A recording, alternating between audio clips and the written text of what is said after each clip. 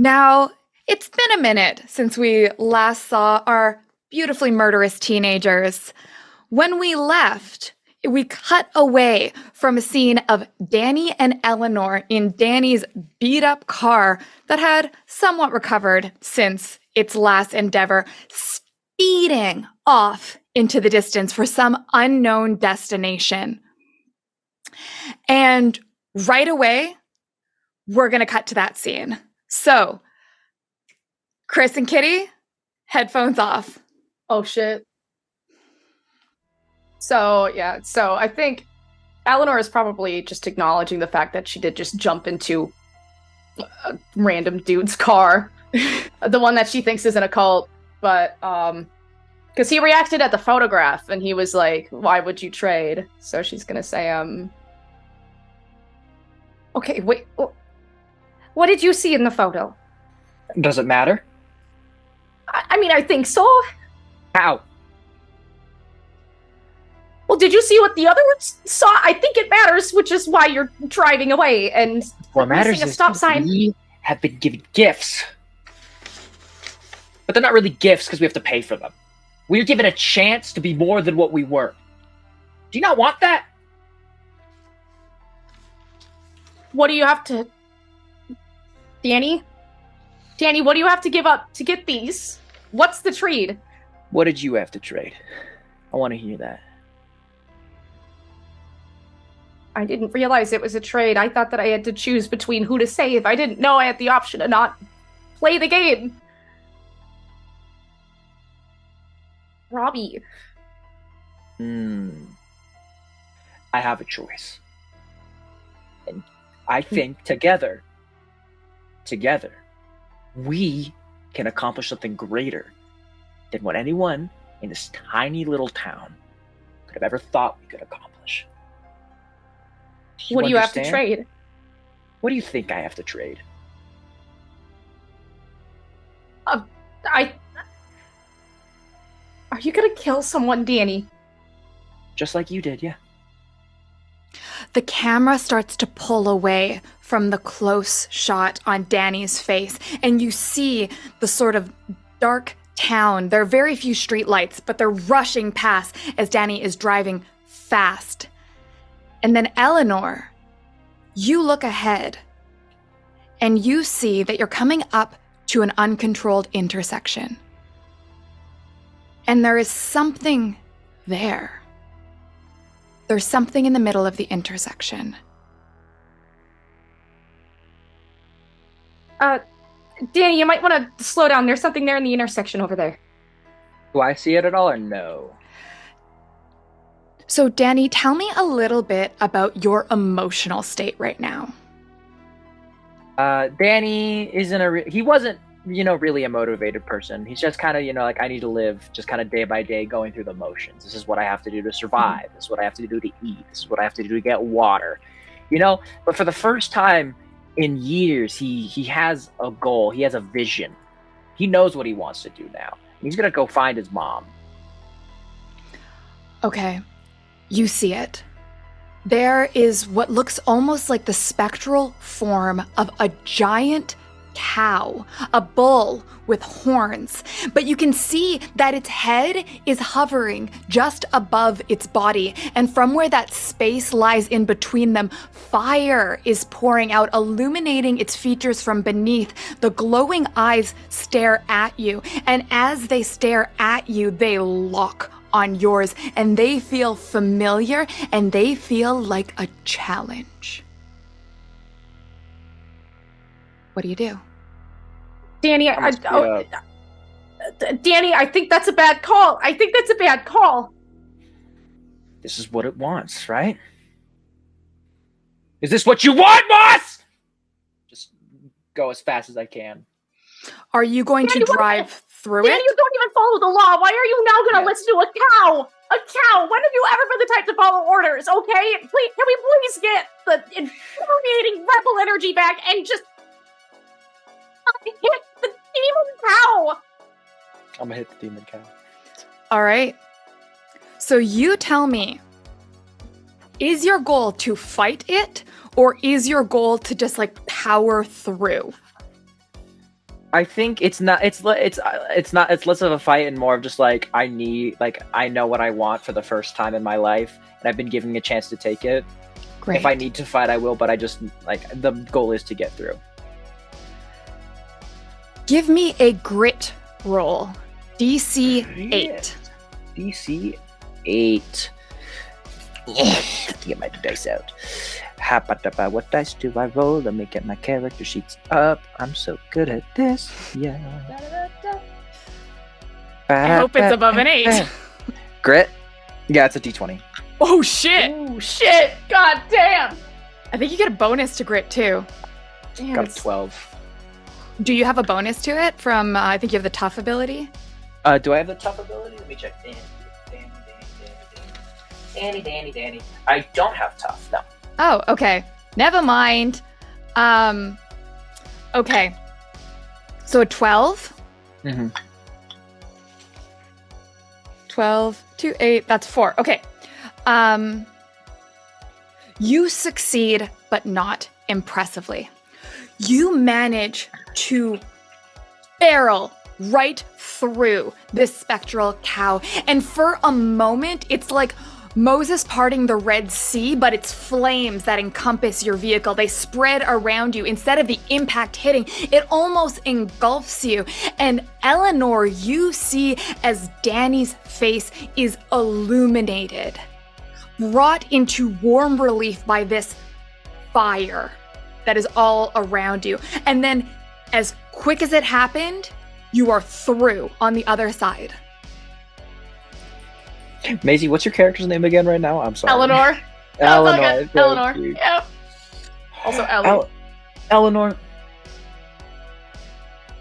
have you ever felt small? Yeah, right now is also, pretty, it happens a lot, especially now. My mother chose to become the greatest parent in the world as soon as I didn't need her anymore. As soon as I didn't want her. People aren't kind to me because my mother chose to remove her kindness, and now I know nothing of it. Are people kind to you, Eleanor? Eileen is. Is that it? Yeah. And when's the last time you saw Eileen? Eleanor is gonna get really quiet. And I think just everything that has been happening made her forget about the fact that, like, her friend last she saw was, like, in the woods running away and stuff like that. And she's gonna say, last time I saw her was when I chose to save her. This town has done nothing but take from us. But we've been given a chance to escape, to be free, to take back what we deserve. Do you not want that? Not if... What? Not if you have to pay the price? Not if somebody has to die.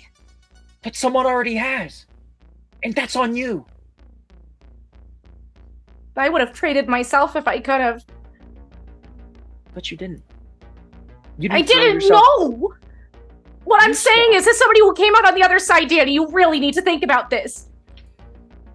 I've had years to think about this. Ever since my dad died, that's all I've been thinking about. How I would escape. How I'd get out. How I'd finally show my mom that what she did was wrong. By killing her? Maybe.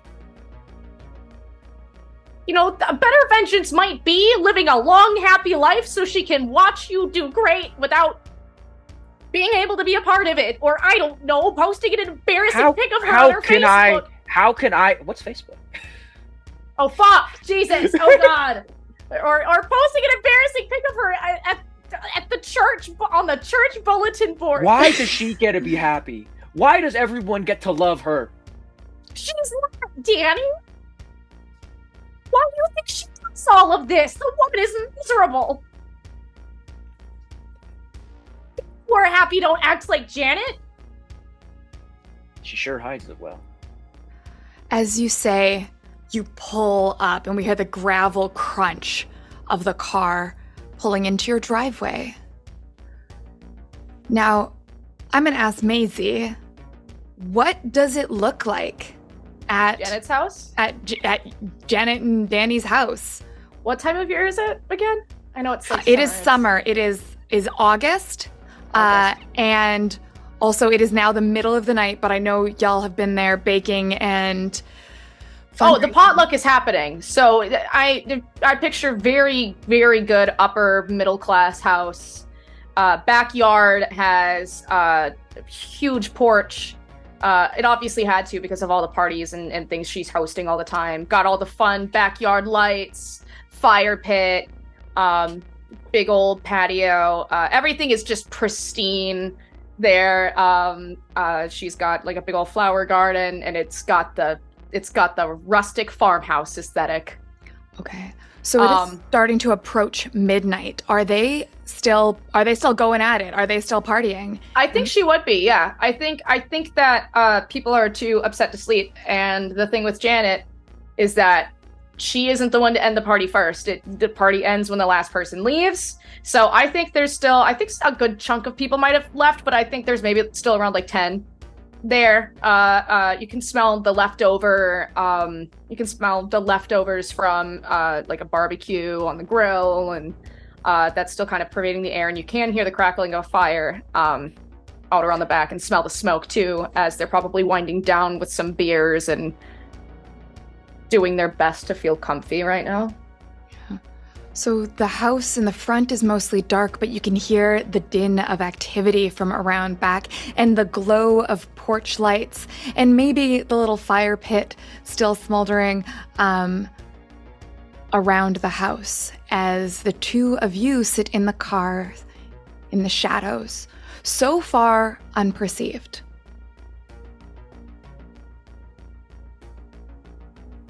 Is this what your dad would want?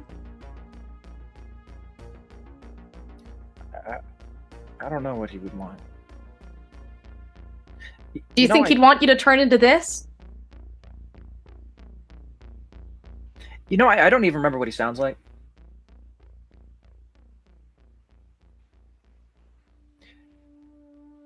When he died, my mom didn't speak to me for close to 3 years. And then one day, She bursts out of her house, smiles, greeting people in the street. She talked to everyone except me.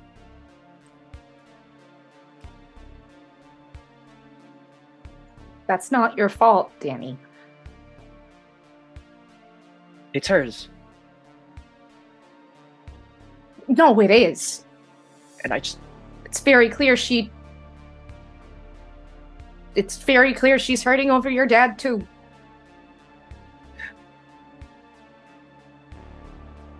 But do you really want to lose both of your parents? I lost them both a long time ago. I'm going to have you both do opposing roles right now. We're going to do Eleanor's charm versus Danny's grit. Oh no, bro. I don't know. What's your charm? My charm is a D6. Oh, I got a D20. Sorry, bud. Oh, no. Sorry, bro. Sweating or resisting persuasion from I get a... Are we children? No, you're We're not. teens. Okay. I was like... Mechanically, there are children, teens, and adults Damn it. in this Okay. game, so... All right, let's go. You can't win. I'm sorry. I just rolled. No, you Yeah. can. Dice can explode. I got a 6! Okay, that's a 6. Roll again. 3! 9! Okay, so you got a 9. Danny, what'd you roll? Got a nat 20, didn't he? Not 17. Oh my god! Okay, so that's a difference of 6. It would be a difference of 8. Fuck me, y'all. I need to edit, and I'm not gonna edit out all my bad arithmetic. This is staying in. No, it's fine. Y'all can know I'm dumb as shit. The only reason I knew that is it's one of my favorite little, like, autistic, like, brain puzzle thingies, is how I'm able to calculate nines. Blessings upon you. Thank God for math gays. Okay, so, I mean, I thought that they're just called D&D players. You would think. Eleanor, you attempt to convince Danny. Give me one last thing. What do you say to him? What do you try to do to really drive the point home? Oh, I got it. I'm not gonna stop you, but just, I want you to know that if you kill her, you're killing a part of your dad, too. Danny, these words hit you. And you feel about them how you feel about them. And at that moment, you feel something on your face.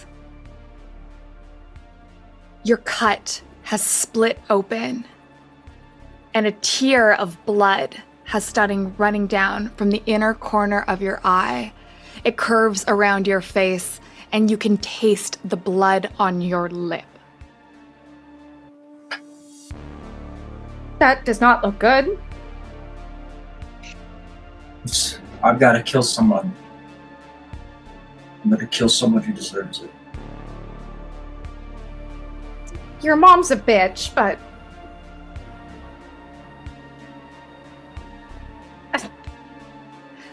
And we're gonna cut this scene Yep. there. Welcome. Okay. So, we go now back to Evil Hill. Jasmine and Lydia, you have just seen this all play out with Eleanor and Danny speeding off, both of them seeming to have developed supernatural powers, and both of you saw the same thing when you looked at the photograph. You saw the image of Robbie right after he'd been stabbed. What you saw was evidence. And now you are left. You are at this abandoned construction site, and dark in the night, there is no one around. I will say, just for y'all, there is a bike rack nearby with some abandoned bicycles that you can use if you would like to navigate around the city faster. Because I imagine in Wisconsin, people don't lock up their bikes. I don't know why I've decided that. It's canon to the It's mythos canon. of Zepotha. They didn't There's have actually a chained up BMW also nearby. No, you don't have a car. Dang it. If you want I to know how to navigate. hotwire things. All right. So we just cut to you two. Unlikely allies in this moment. Allies is a strong word. That's a very strong term. So is the word tolerate. So did they leave the photo or did they just fucking dip? I think they just fucking dipped. I think they took everything, and you just watched as Danny started bleeding in front of you after a very tense interaction with Lydia. And then you watch Eleanor teleport to the car, and they took off. So that was odd. Well, I've seen stranger things around this town. Like I'm not what? really, That girl just teleported. Yeah, that is a newer one, but I still feel like I've seen weirder. You gotta open your mind to the possibilities, and you'll be able to see all kinds of interesting things around here. Anyway, I'm not prone to sticking around, so I'm gonna boogie. Not even the slightest bit curious about all of that? You gonna do your own investigation? You're just going home, take a nap? Why? Do you want to come along? With you to take a nap? Not to take a nap. Unless you mean an eternal one. We can certainly arrange that. No, I'm gonna go do some info gathering. Mostly I just want to go see the coagulated blood. I recognize where that picture was taken, so I'm gonna go look at the blood. Against my better judgment, I think I should stick with you, because if weird things are happening, I would rather have you in my corner as opposed to stabbing me in one, so I'm just gonna follow after. Oh wow, what trust you put in me. Aren't you worried about where your little golden retriever boyfriend is? I'd think that you'd be more concerned about his whereabouts right now.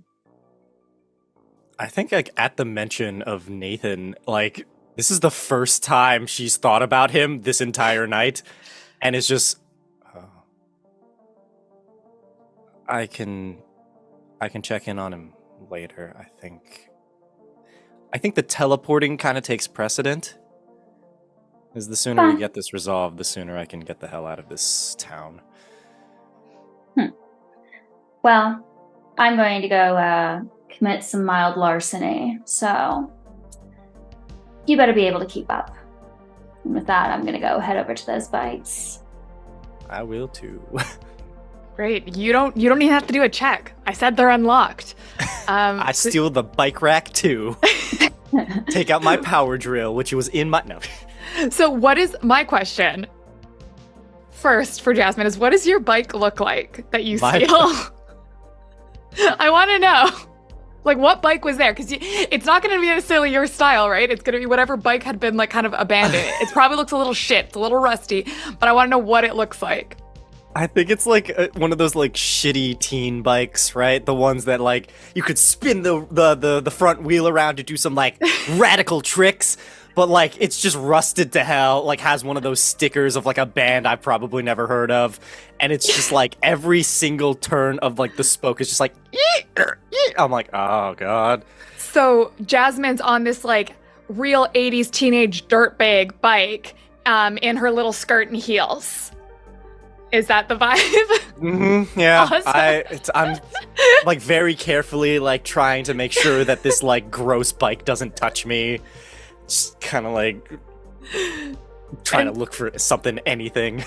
And what does Lydia's stolen bike look like? She just picked whichever one looked like it had the darkest color to it on the rack. So whatever one was either black or a dark enough blue that it looked black. It has to match naturally. So... that's the only thing she noticed. Perfect. The rust kind of blends in. It all blends in. The darkness because it's all black. She looks like she's almost levitating. It's such a dark bike. You know? Jesus. I assume she's also wearing all black too, Mm-hmm. so it's just like her like pale face makeup, just like floating through the air. And her hands, like a few fingers. Some sort of terrifying Asian folklore demon. Yes. Like if you wait at the crossroads at midnight, you can see the pale face hand creature. Followed by their assistant. Yeah, and it's like this incredibly tense situation, but we hear the like rusty sound of the bikes like as you two make it to the archive. Now the paramedics have come and gone, and I will say though that they managed to lock up. So the library. So Lydia would know that access to the archives is at the back of the public library. How Lydia knows what this private office looks like, that's Lydia's business. But you will have to get in there somehow. I don't remember how many adversity tokens I'd have with me. Otherwise, I'd use my prepared skill. I think I failed it like once, maybe. I'm not sure. Fail more. I'm trying my best. Can I just like start go fist fighting random individuals to fail? So there's one nobody strat. around outside like this entrance? No, I would say it's like 11 p.m. in small town Wisconsin in the 80s outside a public library. I don't think, like maybe there's like one drunk guy stumbling around being like, you have a hood about aliens, and like that's it. Just kind of looking over at the weird aliens guy. So, any ideas? You think this is the first building I've ever broken into? No, that's why I asked you. Why ask a question you already know the answer to? That's not very polite. Considering making conversation as just like... I think Jasmine is absolutely on edge right now. Like, not because of all the weird shit, but just because this is a crime and Jasmine's not used to committing those. At least none that aren't, like, based around drinking underage. Yeah, Lydia's quite used to the whole rigmarole of crime. So I would hazard to say Lydia has her ways of sneaking around and breaking into buildings, and the library is nowhere new that she has gotten into. So she's going to take Jasmine around to a window. And are you going to try and like shimmy it? Yeah, I know this window has some specifically weak locks to it.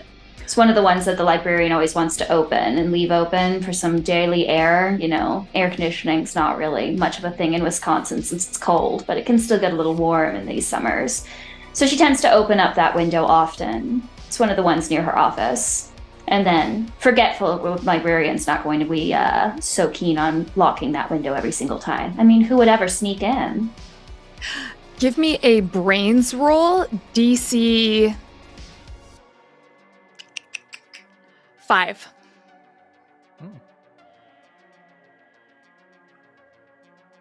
Rolling. She made a great case. I don't think Robbie would necessarily remember to I don't think reinforce Robbie the even window. knows that there are locks on these windows. We got a 7 out of 8. Hey. Okay, perfect. So yeah, it works just as you expect. You got to put a little more elbow grease in than you'd like to shimmy it open. But you are able to get the window open to the library. Ta-da. All right, don't scratch anything on the way in. And don't break anything. So she crawls, she gets right on in. Lydia hops in like it's nothing. She's been doing this. This has been done by her many times. Jasmine is like fumbling through the window, like part of her skirt gets like caught on the windowsill, and she's like, God damn, stupid fucking, as she like tumbles in. Yes. The library is dark. It is ominous in its empty state. The stacks are like rows, a grid, and lines that you have to walk through. There is one flickering fluorescent light that seems to decide to not fully go off or on. And other than that, the only light source you have is what little is coming in through the windows through one street lamp outside. It peppers the ground where it manages to come through the windows, and you make your way to the back. You see the door to the archival office, and it is slightly ajar. What do you do? All right, don't just barge in. You want to look around and sneak in, after all. Like I said, I don't want them knowing I was here. I'm not used to having company that's sloppy. So she's cautious when she comes up to the door. because she, again, doesn't want to accidentally step in on something that's been made out to be a crime scene that's going to have her evidence left behind. She just wants to see blood. Jasmine's just very silently going, I am not sloppy. It's just... If you're I trying... don't know, your reputation precedes you. I think that is the first, like, genuinely... There's, like, this small break in this facade and is just like... Well, not all of us can make a reputation of not caring about anything. No, you should try it. It's a lot better for you, I assure you. Could you both give me a flight roll? Absolutely. Oh, I Mm-hmm. love that. Let me see. My flight is... Okay. So this is going to be graded. The minimum I want you to clear is a 4. And then if you clear an 8, there will be more. I got exactly 8. Perfect. Okay. Okay. And I got 5. All right. So, Jasmine, you are able to, maybe it's because you're in heels that you're kind of on tiptoes anyway, that you're able to navigate around this, noticing the little things, even things like you can see the muddy footprints on the carpet where the paramedics came in right from outside and just didn't really pay much attention, didn't bother to wipe their feet on the mat. Lydia, you kind of go to look in the door and you see, first off, you see quite a bit of blood pooled on the floor. And then you see a bunch of papers strewn out on the table. Wow. Wish I had a camera right now. I'd add this to my wall. Let's see what's going on over here. She starts to look through the papers. You see that one of them is the image, it's a map of the city of Kowmoss.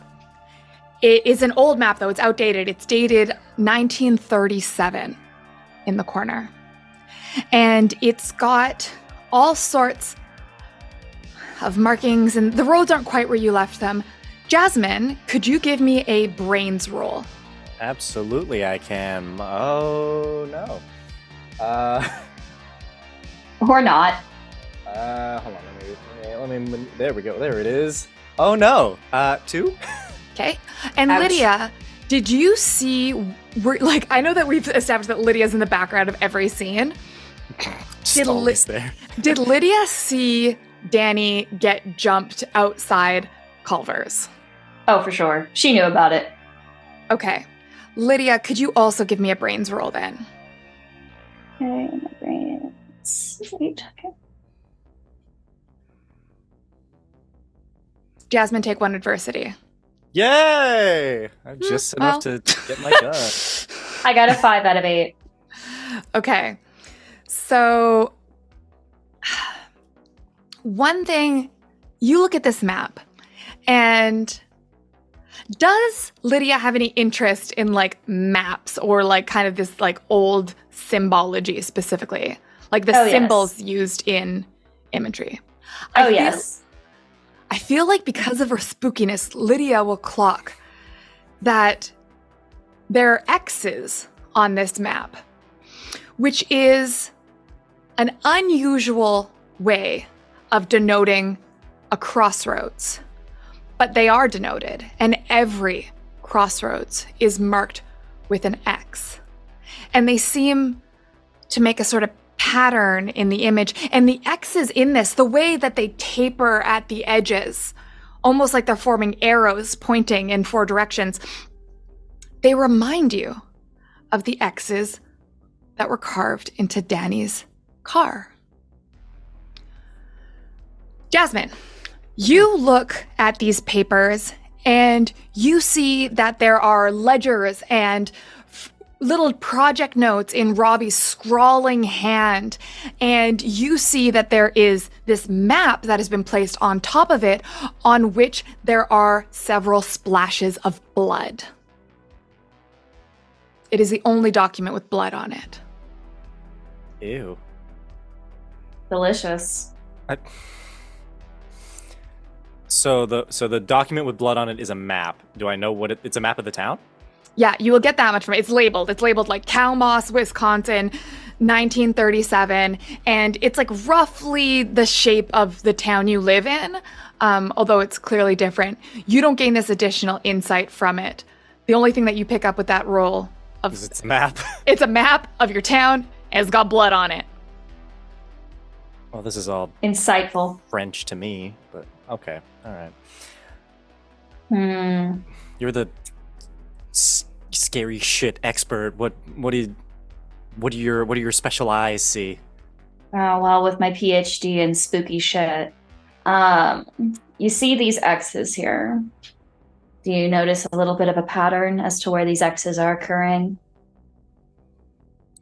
Hold on, let me answer for you. It's crossroads.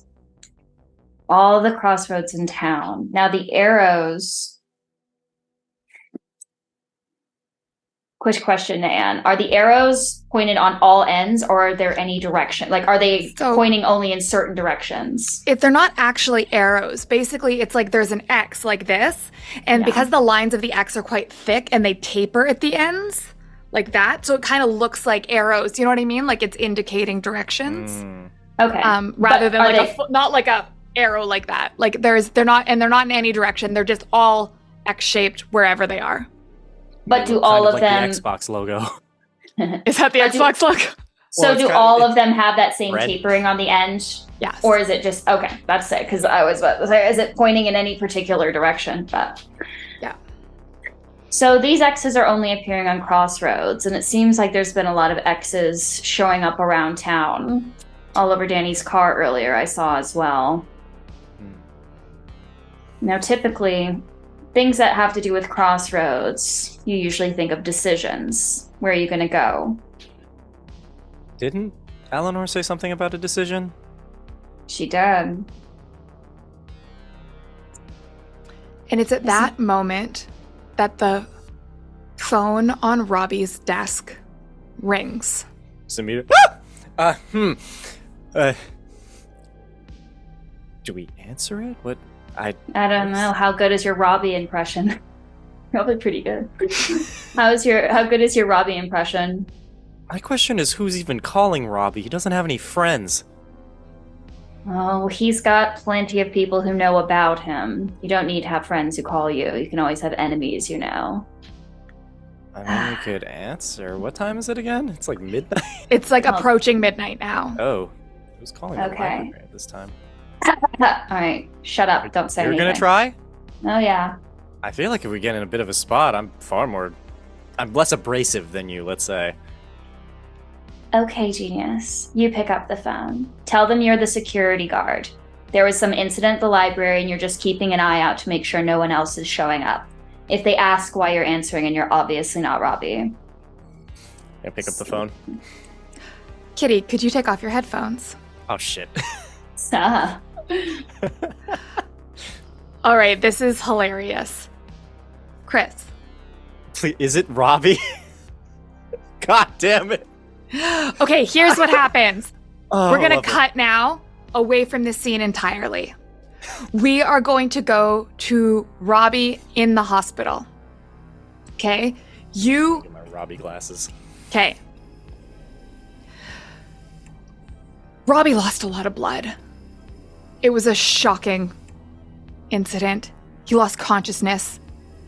But he managed to stop the wounds enough that he didn't bleed out. Blessed were the dice on that day who saved Robbie's life. And when you wake, you feel good. You got that 1980s painkillers. Oh, Christ. I'm seeing Zepotha. Yeah. And your chest is kind of covered, and there is a tube going into the side of your body where a new hole has been cut. And you hear next to you a machine, a churning sound, and the gargle and bubbling of liquid percolating. It takes you a moment, but you realize it is liquid being extracted from your lungs. And then you lose consciousness again and come back and go under. And you bob in this space like a floating creature bobbing up and down with the waves of the ocean. And each moment in between is this moment of suspension between rise and fall. This pause between inhale and exhale. This perfect liminal moment. And in those moments, those brief pauses, you start to put some things together. Robbie, could you give me a brains roll? Oh, you know it. Ooh, 12, because I also get a +1. Incredible. All right. You remember what happened to you in those moments. The X's on Ellie's eyes that matched the X's that marked the crossroads. You think of your research, and you remember the concept of crossroads being a vestige and hunting grounds for demons. A place where these otherworldly creatures can be called upon and summoned at thresholds and in-betweens.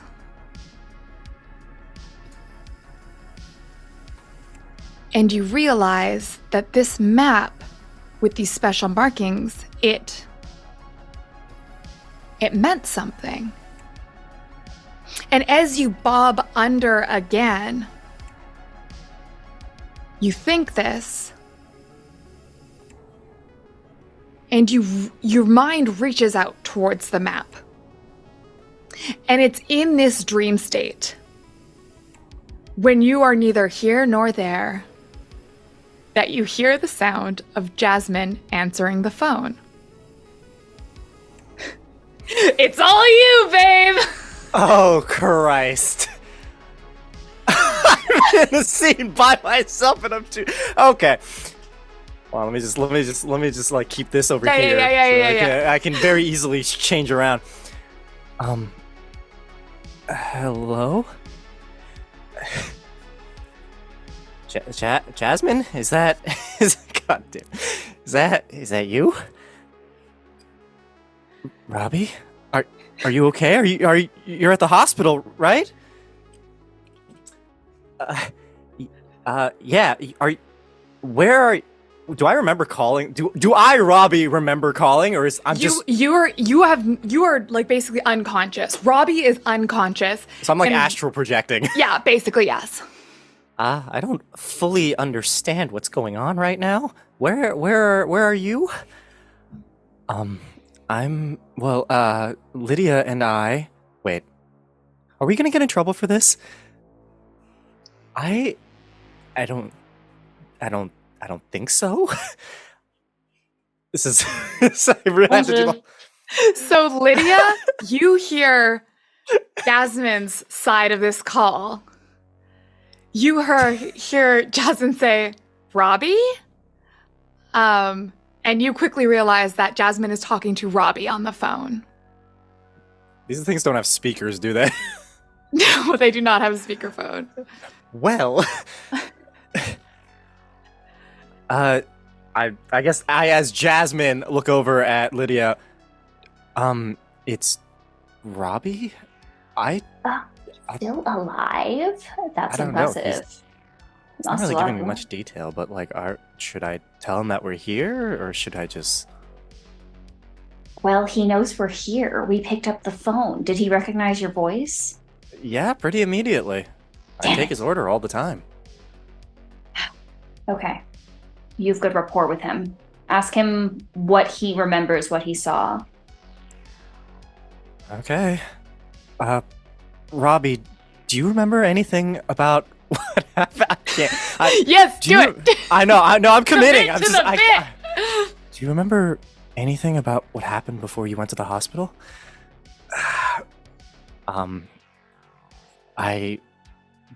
That's a good question. Do I? I remember Eleanor stab. Okay. It all happened in kind of a flash. I was talking to Eleanor about my research about the crossroads, and then there's just like that brief pause. Oh God, the crossroads. You have to stay.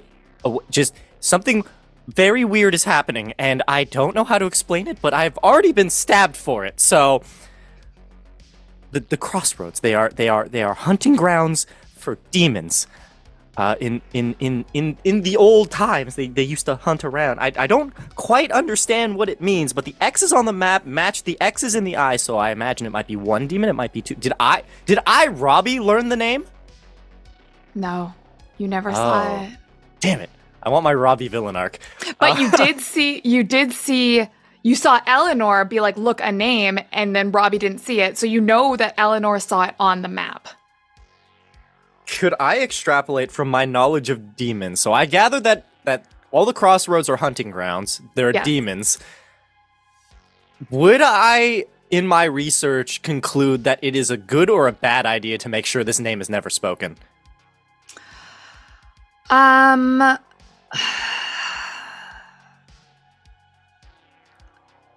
Give me a brains roll.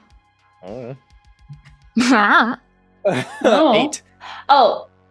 Just for some setting, when she said it was Robbie, Lydia's like right up next to the phone, like she's holding it in between. This is the closest Lydia's ever been to anyone, like cheek almost to cheek. She is also just like got Jasmine this is fully aware. delighted look on her face. Like this is also maybe the most she's emoted ever. Try not to look so excited. There's some weird shit going on. That's exactly why I'm excited. It's about time something interesting happened around this town. So Robbie was stabbed, and then just on the other side of the phone, I'm still here? Yes, you're still here. You have nothing to complain about, now do you? Anyway, 8. okay. Here's what I'll say. Robbie, you feel yourself starting to fade. Whatever is happening right now, those waves you've been kind of riding, you feel it pulling away. But you do know that there are legends, there is lore of various ways to summon demons. People often seek them out as much as they are sought. There's lots of stories of musicians in particular trying to get incredible gifts, talents, and feats from them. And sometimes summoning them includes drawing symbols and rituals, leaving offerings at crossroads. Sometimes it saying their name. So I'm like fading out, so I only have time for like maybe, okay. You can try to do something else. If you remember, you are not confined to like essentially at this point you are an astral projecting being. Oh, sick. Whatever you want to try to do with your last kind of breath, you can do. I think I'm just gonna like as there's that lull. The name it summons them. I don't know if it's one or multiple, but I remember there was a mention of a name right before Eleanor stabbed me. There are legends that tell of musicians or people seeking out great gifts, great boons from these creatures, but you can't trust them. It'll all end in tragedy, and just burn the map. Burn all of my research. Just get out of there. And I think that's probably the last of what he has to say before he fades out. And as he fades away, the line doesn't go quiet. Instead, it sounds like rushing wind, like a roar, like going through a tunnel or being thrown off a cliff. And it gets louder and louder until you don't need to lean against this phone anymore. The sound coming out of it, this fills the room around you, and the books on the shelves behind you start to tremble, and the papers on the desk start to dance and shake. Whoa. I think after it started getting too loud to like hold, I think Jasmine's just gonna like After having called out for Robbie maybe like a few times to be like, are you still there? And then as like all the things are moving, she's gonna make a brick for the table with like all the stuff on it, like the map, and she's just gonna grab it. Lydia? Oh, Lydia's looking, whoa. Like, she's just looking around at everything, like, finally fascinated. But when Jasmine goes to grab things, she also makes a dash to grab the things as well. Great. Grabbing all the things. We're Grabbing all robbing the this man. things. Jasmine. Robbing him. His name's Robbie. He gave him Rob. Okay, Jasmine, do you hang up the phone? I feel like I just dropped it. Okay. It is on the ground, and you are both making a dash for the table. You were near it. You were both near it, so it's more like a reach out instinct. Could you give me competing flight rules? Oh, wow. Wait, that's the wrong one. Okay, still not bad. I really want this map. Give me my villain arc. Oh shit, where'd my dice? I got a 6 out of 6. Okay. Drop my die behind my desk. Give me a second. What did it land on? So if you rolled a 6 out of 6, you actually get to roll again and then add that to your total. Roll the d6 again. Roll. There we go. And that's 5. God damn. All right, here we go. So you got an 11. I hope. Give me my villain arc, please. I also got an 11. Oh, look at you. Oh, shit. We rip it in half. You both reach out and you touch the map at the exact same time. Your fingers meet above it. And then you are both falling. You are both tumbling into darkness. And you hit ground, and you hit hard. Ow. I got chipped a nail. The road beneath you is dirt and dust and grime. There are specks of gravel, and the air smells not like the paper mill and that, but it smells of farmland and cow more than anything else. Ugh, of course. We go to a new dimension, and it still smells and reeks of cows. You Thanks, look the one time we agree.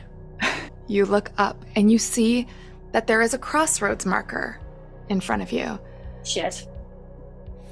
And there is a pair of eyes above that, glowing in the sky with a jagged smile that seems to reach from one end of the horizon to the other.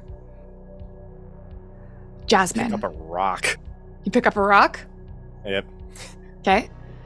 Lydia, you get to we can do like one thing to prepare before I finish narrating what you see. Lydia just puts her hand, like, Lydia gathers herself, but she just kind of kicks her feet out and is just sitting on the ground. Okay. Jasmine. You see that this crossroads, it's like a fork. It branches in front of you. To the left, you see yourself aged ungracefully. You see that you're wrinkled and the sun has been unkind. You see all the beauty that you have been known for is drained away and lost. And you watch as you walk through the streets, and the looks that follow you are sneers. Everything that you've worked so hard to before, all of your reputation, all of the admiration ripped from you. And then you look down the other road, and you see yourself, your own hands, wrapped around Lydia's throat. Lydia, you look to the right. Down the crossroads, you see yourself. Actually, let me ask you, what does Lydia fear?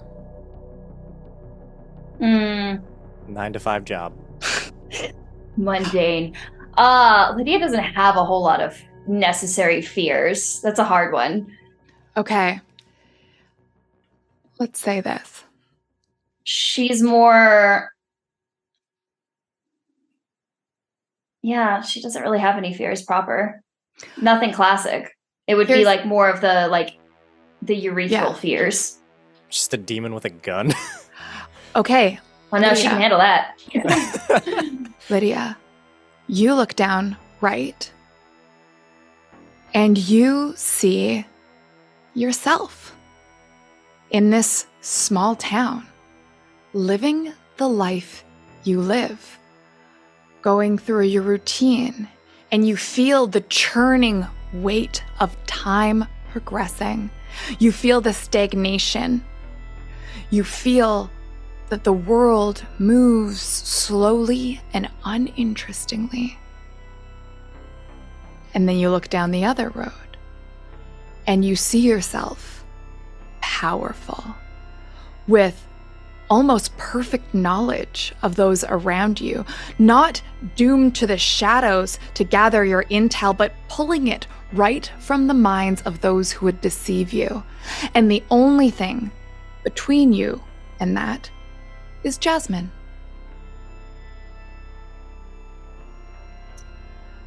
What do you do? My hand tightens around the rock. Typical crossroads demon. Hey, Pinkie Pie. You seeing two other things that you want. Just understand, demons don't ever give you what you want. So she's calling out what she sees. She knows that this is when Robbie was talking, she immediately knows what she's dealing with. So now her biggest threat is Jasmine, but hence she calls out. If you're seeing something you really want and something you really don't want, you're not going to get either. So on the opposite of the aging, street or crossroad, is it just me? I'm just killing Lydia, but is there anything else there? Or is my desire just to strongly kill Lydia? Well, that's valid. She's been antagonizing that's you all all that's night. there. I didn't get shit on this road. It's just lived the same life I was living. I can say that you can see your hands in this imagery. It's perfect beauty. Oh. Became a hand model. My hand is still very much on the rock and is mulling over the options as I think back to my mom and aging beauty queen who fell into illness.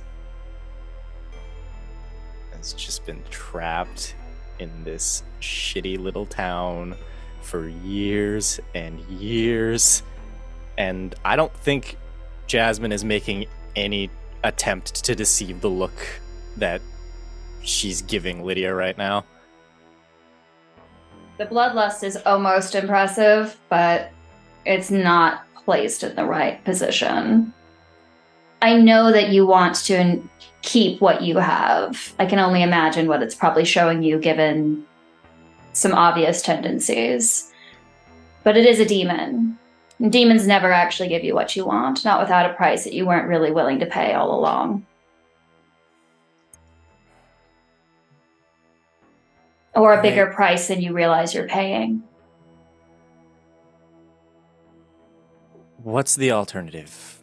We stay in this weird nightmare hell dimension, the demon eats us, we end up having to suffer through whatever option there is. Well, that's the fun thing about demons. They love to make everything seem like ultimatums, but there's always room for negotiations. They can't force your hand. There's lots of rules regarding demonic consent. Sure did try to put us in a pickle, though. Hence make us feel like we don't have options. But I've studied demons like this before. From what it sounds like, Eleanor spoke its name. Problematic, but a name is a name. So don't say mine, and don't say yours. If you listen to me, we might just get out of this, and preferably, both of us aren't going to end up, part of this realm indefinitely. See, you study demons and weird phenomena, and I have a vast amount of experience with having no options. And I'm just gonna swing with the rock. All right, Lydia, what do you try to do? Lydia just dips. She pulls completely out of Jasmine's swinging range. All right, Jasmine. She saw that rock. Could you give me a fight roll? And Lydia, could you give me an opposing flight roll? Flight. I really don't want to die ugly. So that's a 10. I got a 6 on for a 6. D10. But You got also a 6? explode. It was a 10 on a D10, so I get to roll it again. Oh, and shit. I got a 6 on a D6. Okay, so both roll again. Oh, shit, this could Chris. still resolve. Give me options. Zepotha, give me strength. I shit you not, that's another 10. Roll again. I got it. Roll again. Kitty, what'd you get? I got a 5. Again. Okay, 11. 22. 11 versus 22. Hold on. Greater than 10. The attacker has full control over the narrative. I'm so sorry, Kitty. I Swear to God. Not again! I love Lydia so much, I'm sorry. So, Kitty, you don't get to say anything. This is 100% Chris narrating what this scene looks like. I think there's definitely a bit of a struggle. I think Lydia has a lot more fight to them than Jasmine does, but there's this level of pure and intense desperation. So eventually, through sheer luck or determination, Jasmine gets the upper hand and just starts, like, laying into Lydia. And just as that progresses, there are, like, a few moments of pause where Jasmine probably says this just loud enough for either themselves or Lydia to hear if they're still conscious. Just, if I'm not pretty, I am nothing. I won't be nothing. As, yeah, that resolves itself. I don't You know. always were nothing. Yeah, that's that last bit to drive them over the edge. And they're just gonna end Lydia. All right. Just in a very mean girl fashion, just says, yeah, well, you're dead. And we end this scene. Oh my God. Okay, I'm bringing everyone back. I feel so bad. I'm so sorry. Don't tell them. They don't know. I'm bringing Maisie and Danny back. They don't fucking know. And Kitty, I'm going to DM you in a sec. Okay. How we doing, team? We're doing good. Okay. Vibin'. So, How are y'all? yeah, oh, well. Oh, I am doing so splendid. That bad, huh? This is fine, actually. Man. So, just to get everyone back in the scene, Maisie, what I'm going to do is I'm going to have Chris and, I want to say Lydia, Chris and Kitty. Sorry, you've been superseded by Lydia because I feel like that's just you, but like exaggerated. It's not exaggerated. It's just directed. Just directed, weaponized kitty. Concentrated kitty. Yeah. Undiluted kitty from concentrate. Undiluted kitty. Concentrate. So, No problem. they're going to be playing some of the people who are at Janet's party. Love it. So, would you like me to generate you a Midwestern Sona? Absolutely. Oh, I Hit was me going with to say, it. can I do it? Oh, Okay, please, yeah. hit me I with got it. a list here, but if you wanted, sorry, that's the wrong accent. Oh, I was going to say, okay, so you can come up with the names, but I got the fucking stereotypes. All right. Okay, so for adult male names that were popular in this time, Dale, Dennis, Eric, Douglas, Peter, Ronald, Thomas, Gary, Kenneth, Lawrence, Walter, Glenn. Dale. Was that Dale? all one name? Dale. Yes. Dale is definitely So Dale is definitely going to be one of them. Dale Is the grill master. That's what everybody knows him as, and his secret ingredient is salt when it comes to his food. And everybody freaks out over it because he sometimes when he's feeling really, really, really feisty too. Like, God, he just makes the best burgers ever. You gotta fucking try him. But just make sure if you want it extra hot, you need to let him know, okay? Because that's when he adds a little bit of mustard, and if you're really, really nice to him. He'll actually add a tiny little pinch of paprika on there. Yeah, oh man, he's so fun. Dale, God. Dale very, very proudly is the manager of the local grocery store. And it is, and he thinks he's really cool with the kids because he is. Because I love me some Shop Mart. I love me some Shop Mart. Yeah, marketplace. All right, Okay. and then for Kitty. Kitty, the names are Renee, Tina, Kathy, Teresa, Cindy, Sharon, Jill, Lori, Wendy, Cynthia, Nancy, Cheryl, Robin, and Gail. Robin. Oh, Robin is just delightful. She's stay-at-home mom, but head of the PTA. God, and she loves helping out at the youth groups. She's so fun. Definitely closeted lesbian. Totally closeted lesbian. Just like super butch. Totally like super butch Robin lesbian. And I think unintentionally, I love the idea that her husband is flaming and they just didn't realize they'd become beards. So Betty and from the Rugrats. I've never seen that. Oh, God, yeah. y'all are babies. She's badass, like stay-at-home mom, but like you see her in her flannel and she's the one chopping the fucking firewood. Yeah. we stand. Betty and Howard. This throwback. Yeah, love to see it. your gay husband's Beards. name is Howard for sure. Howard that. Oh. Robin and Howard. Robin and Howard. Good old Robin and Howard. And like I mean, I would never spread this around, but there's stuff going around in the neighborhood that they're swingers. Nobody brings it up. Not unless she they says, want to. bringing it up right now. Okay. You didn't hear from me, though. And we have also established that Janet and Danny's home is near the dark wood. So Well, there's bodies out there right now. Who's to say? A lot of funny business these days. Lots of kinds of rumors are all flying around. Yeah. Soon we'll all be Within the swingers. past 15 minutes, yeah. Is everyone ready for a very dramatic tone shift? Oh yeah. Oh yeah. Hey. Oh yeah. Oh yeah. Okay, My everybody. parents never yeah. loved me. Yeah. Okay, can I get an oh yeah on 3? Okay, 1, 2, 3. Oh yeah. yeah. Jesus Christ.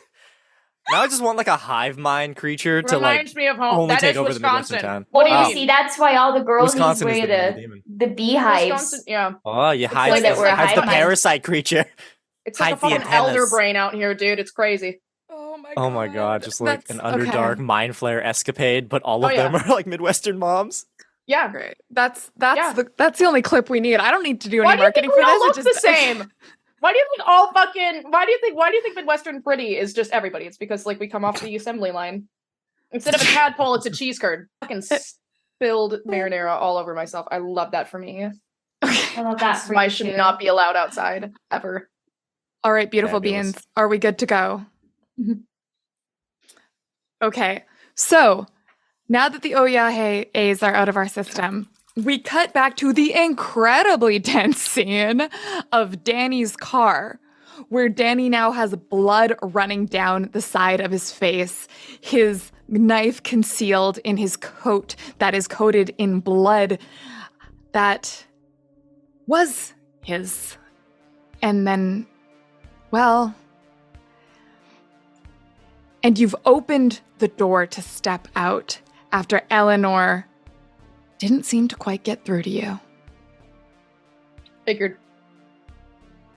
She's also probably pulling tissues out of her backpack, out of her bisexual backpack, and is gonna be like rushing after to try to dab at the blood, stuff like that. All right, Danny, what do you do?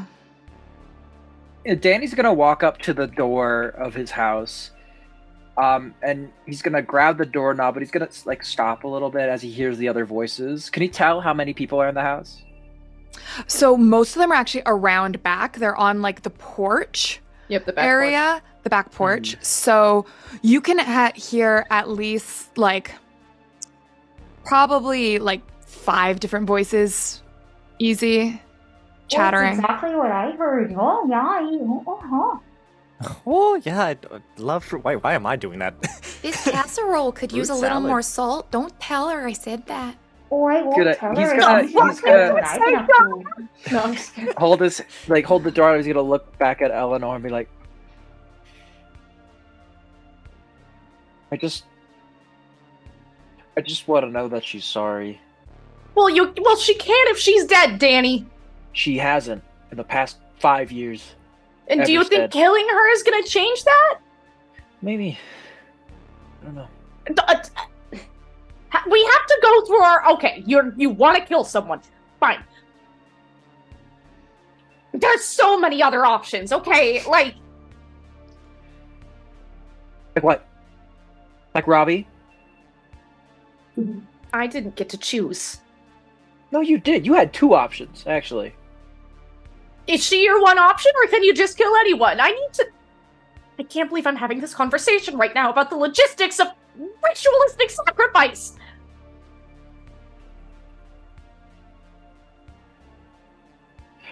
I thought that you might understand me. I wanted to believe that for once I wasn't alone. And I know we're not close at You're all, not. but I'm literally assisting in your mother's murder, Danny.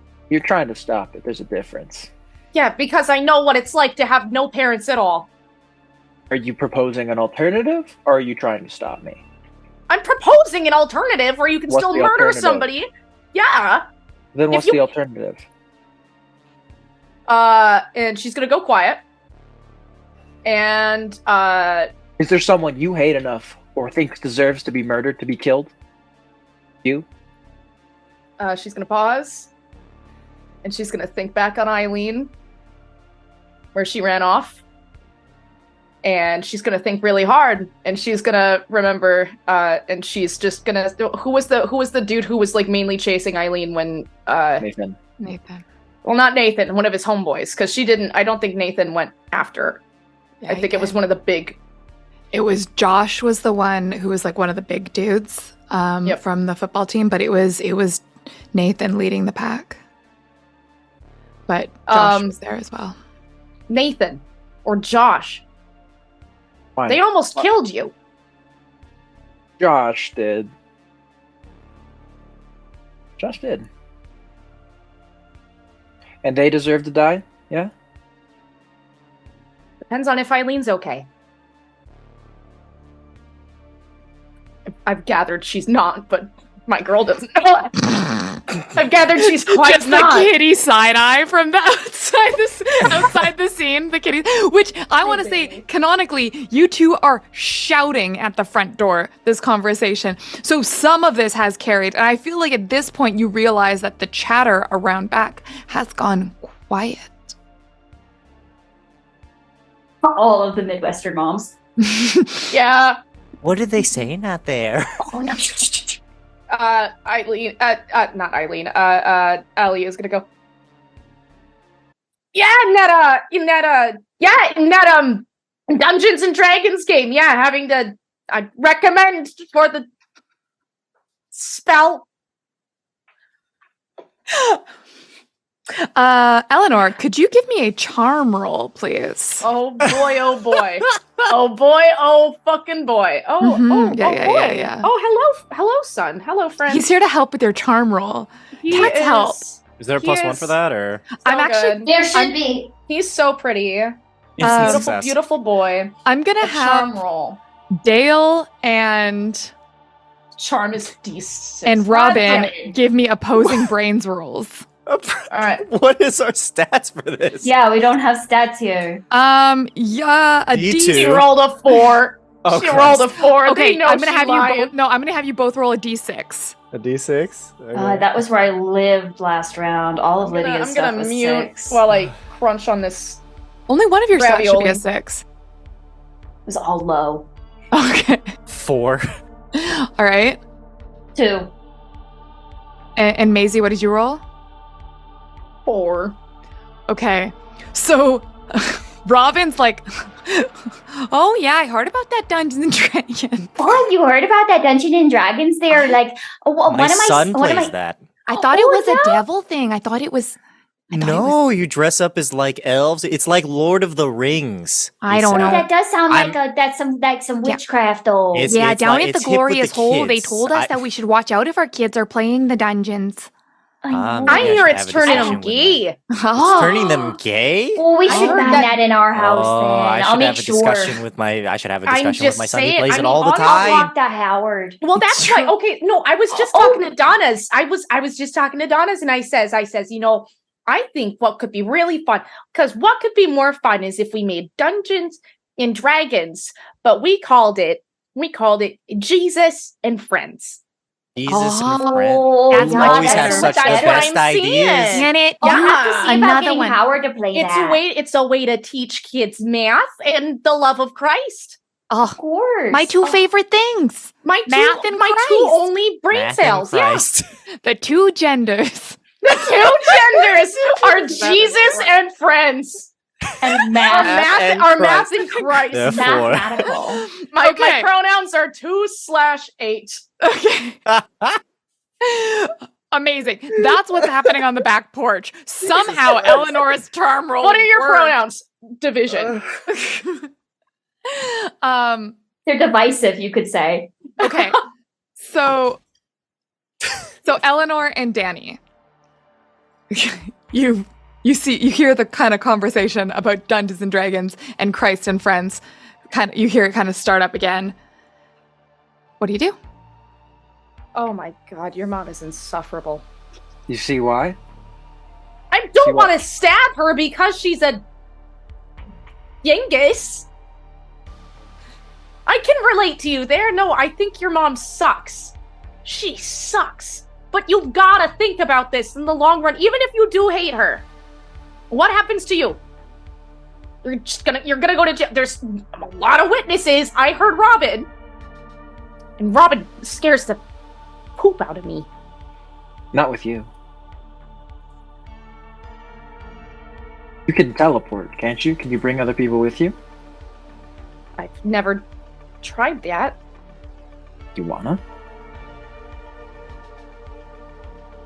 I can try, but all right. No, I'll could be useful in the long run. Yeah. And I think she's gonna like awkwardly try to like reach out and be like, I feel like I need to be. Can I have your shoulder or like your elbow or something? Oh, I wasn't talking about me. I was talking about teleporting my mom. You want me to teleport your mom with no practice? But you're okay with teleporting me with no practice? I'm sorry, what? Okay, no. Yeah, Danny, how about I just walk over there, right? Just stumble into your private property, walk over to your mom, grab her elbow, and hope best case scenario, It's I my mom. teleport She'll be in- like, "Oh my god, look, it's Eleanor. Do you want Okay, but what Danny's happens- bed?" Yeah. What happens if I teleport and now all of these folks just see me poof? What do you mean? You weren't there. We can't never gaslight adults, Danny.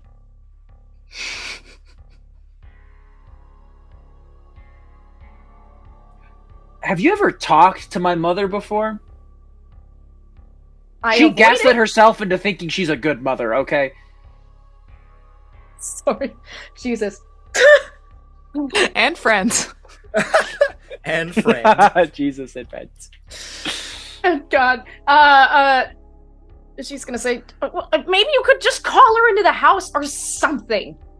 I really don't think teleportation is the way to go here. I think that there's better ways to separate her from the group.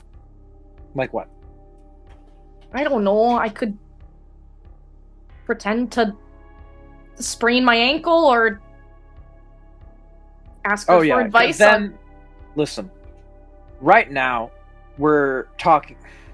If we go in there and we're just like, oh my god, help us, then they'll know that she's gone. But if you just run in there and disappear randomly... She's talking to them! They're also gonna notice she's gone if my butt walks over and grabs her elbow, and they're scared of Dungeons and Dragons. What are they gonna think of me? They're gonna try to kill me next. We say you weren't there. Easy. I'm gonna have you give me opposed rolls for this. I do love the idea of just telling them, and they're like, oh my god, you did this thing, and we all saw it, and she's like, no, you didn't. And so like, we're gonna do... That's what Danny's proposing. He's like, what? No. We weren't there. Ah! We were at Evil Hill. We were at Evil Hill, killing your mom. We're gonna do Danny's charm versus Eleanor's grit. I'm not good at charm. Grit, Grit. Alright. 6. Charm.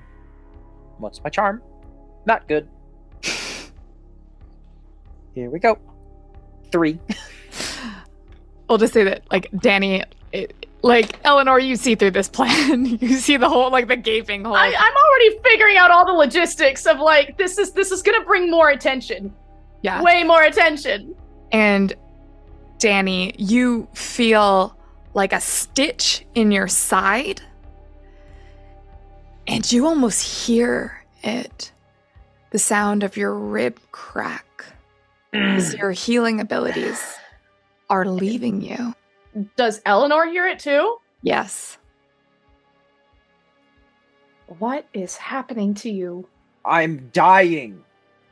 You think you just walk out of a hospital fine after getting beaten the fuck out of 3 hours earlier? No! I don't think that, but you were fine before when you walked out of the hospital. Why are your bones... Because I Listen, if I don't kill someone soon, I'm going to die. Okay, well then let's go kill your mom. Oh, God. Now we're on board. Thank you. I have an idea. Oh, God. You're going to drag me in there. And you're going to say we need to go to the hospital. All right? Danny, and I know your mom. What? I should be the one getting dragged. All right. You're right. You're right. Your mom sucks. I'm not arguing with you on that. All right. We'll get in the car. We'll drive to the hospital. We crash it. And we kill her. All right. Well, is he still wearing the jacket that's like covered in blood and stuff like that? Like, is he still covered in blood? She's gonna say it would make so much more sense if you were the one all bloodied and messed up. But does she pretend to care about you when her friends are over at least? Oh. God, she's the worst. Like, God, I know she puts peas on pizza, but Jimmy, Christmas. Okay. All right, can I? We gotta make me look a little bit more beat up, otherwise it's gonna look so goofy. You're popping apart at the seams. Okay. I'll punch her in the nose. Yep. Oh, yep. shit. Yeah, she was like, Danny, give me a fight roll. oh my God. Just fucking kills her. Really funny. I love it. She was gonna suggest it, but like... Didn't need much convincing. 8 + 1 for 9. Oh my God! Mm-hmm. The attacker explains their attack. The effect is that the defender is badly hurt. Okay, so Danny, you just like actually fucking kill me. Nah, you're not killed. That No, would have. He would have had to roll a 10 to kill you. So you're fine. Very close. Ah! I just kill. I'm like, wow. There's your That kill. was easy. Solution. Ooh, well, here we go. Now I have Okay. a taste for blood. So, Danny, you just slug Eleanor, and she goes down like a sack of bricks. Instantly, like split lip, cut on the bone, on the cheekbone, and your black eye hasn't set in yet. You just hit the ground, but it starts to swell instantly. And you are now covered in the gravel and dirt and you still have like the dirt on you from the woods. And now you've got the gravel from the driveway that's kind of gouged All the into your blood skin. from Robbie, yeah. Yeah, you got some of Robbie's blood on your arm. Well, most of that was cleaned up by Neutrogena wipes, but sure, there's a little bit left. My clothes. Yep. And this is what Eleanor looks like as Danny, you pantomime dragging her. She doesn't even get to say anything because she was. Yeah, you got fucking clocked. Yeah. You got clocked. Danny, do you go through the house or do you go around straight to the porch? I'm gonna go around the house to the porch. I'm guessing she made a loud ass squawking noise too when she got clocked. And I will say that then the conversation Yeah. stopped again out back. Danny, you come around and you're just kind of like have Eleanor's kind of arm around your shoulders and she could walk, but she's a little No, frazzled. she can't. She can't can't walk? walk. Shit. She thinks Okay. she's dying. My girl's Mom. got anxiety. She's like, is dying. my So- nose? Did my nose go Mom. in my brain? Did my nose go in my brain? You're fine, Mom. Oh God, Danny, what the hell did you do to that poor girl? My goodness. Oh, Real goodness shame. gracious. I did nothing. Shame. Sorry, She I'm needs not to over go- just shame. Shame. She needs to go to the hospital, Mom. Oh my goodness. Or did you? Oh, Eleanor, tell them who did it. Eleanor is just gonna Trent? trip. She Trip. tried to say tripped, but she's like My she's boy Trent did. my boy. She's She's just gonna like That Dungeons and Dragons, I tell you. cough out because she doesn't want to get her Tissues. blood all over. Like she's still so polite that the entire time she's being dragged, she's like, "Oh, Oh no, my this God. is a nice jacket. Oh God." She's gonna say, "I tripped." Trent. Real Oh, that bad. happens to me all the time, dearie. Oh no, yeah. Oh God, it's that driveway. You didn't warn her about the little lip on the driveway, Danny. Ah, God, I don't know what the hell I'm gonna do with you. All right. We need to get her to the hospital. Could you hold the bleeding while I drive? Oh, like you're driving, especially in that beat up car. Absolutely not. I got the SUV. Of course you Fine. We'll take the SUV. All right, come on, dear. And she's gonna grab Eleanor off of you, and she's gonna turn around and she's gonna say, Robin, Dale, just hold down the fort, okay? I've got some extra brewskis in the old refrigerator back there too. And then I did make some really yummy coffee cake. Just Oh, don't you She's worry, Janet. We'll all take right, care of thank you things so We'll for much. you. hold down the I'm fort. so sorry about all this. Oh, I it's am so accidents happen. Aw, Oh, you just make yeah. sure those theories are well taken care of. She deserves it. no, Eleanor's just sitting there like, Okay, bye. all right, bye, hon. I love you so much. The moment her face is out of view from them, it goes from, oh yeah, get in the car. And she's going to carry Eleanor. Of course, Eleanor sits in the front seat. Wait, no, she's gonna put Eleanor in the back seat, and she's gonna hop in the car. You know, she's got wet wipes, and she's already got some stuff in the dashboard area, and she's gonna pass it to Danny, and she's gonna say, "Here, please clean up your friend." Danny. Okay, I'm gonna ask Chris and Kitty. Please take off your headphones. Oh. You like a butterfly or something?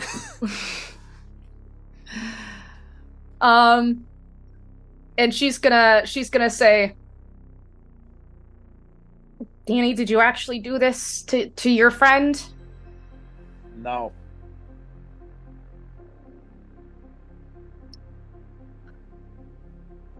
All right. I hope you're telling the truth because I don't. Why would I I don't- hurt someone and then get them medical attention? And why would you care? Just drive. And she's gonna look over to Eleanor. You doing all right there, hon? I got some ibuprofen in my purse. No, I'm good. I'm good. And she's gonna start driving the car to the hospital. Janet, could you give me a brains roll? A brains roll. Janet, let's Janet, go. what's going on in your Janet brain? is smart. Janet is smart. Oh, hold up. Honestly, the reason she asked is she's worried that Danny did this, and she was trying to come up with an alibi for him. That's why she was like, Yeah. I will be a witness to you if you did fuck up. I'll stick up for you. I That also sent is- you another playlist. That is 5. Okay. With a 5, something's weird about this. Obviously, you heard the yelp, but you also see that Danny is in way worse shape than last time you saw him. Like, now that you kind of have this moment, you're trying to look at Eleanor, but you look to the back seat where both of them are, and Danny looks rough. You've seen him after a few tussles, but he looks rough. Yeah. Danny, are you okay?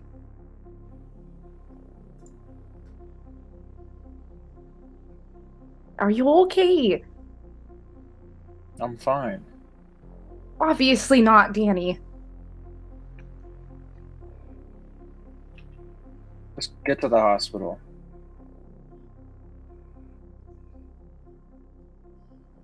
All right, but she's gonna reach into her purse and she's gonna hand him some ibuprofen, and she's gonna say, at least,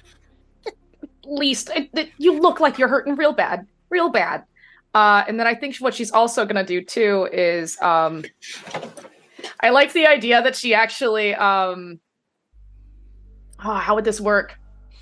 I think she passes him like his dad's favorite soda that she's got, that she was probably already holding, and she hands it over to him to let him so that he can swallow the fucking ibuprofen.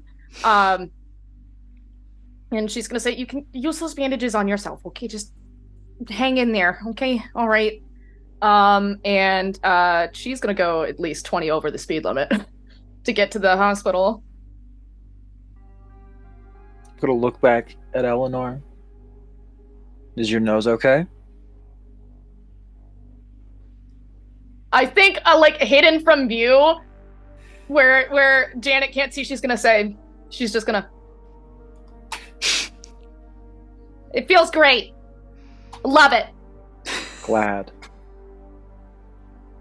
If I have surgery, if I need to get surgery, or if you broke my glasses. No, I'm fine. Just everything hurts. I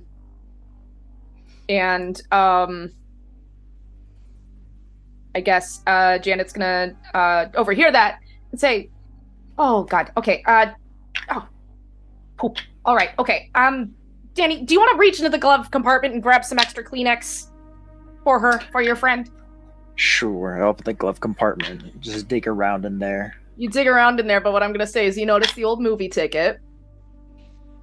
And you also notice a childhood picture that he made her when he was in, kindergarten. That she keeps in there, too.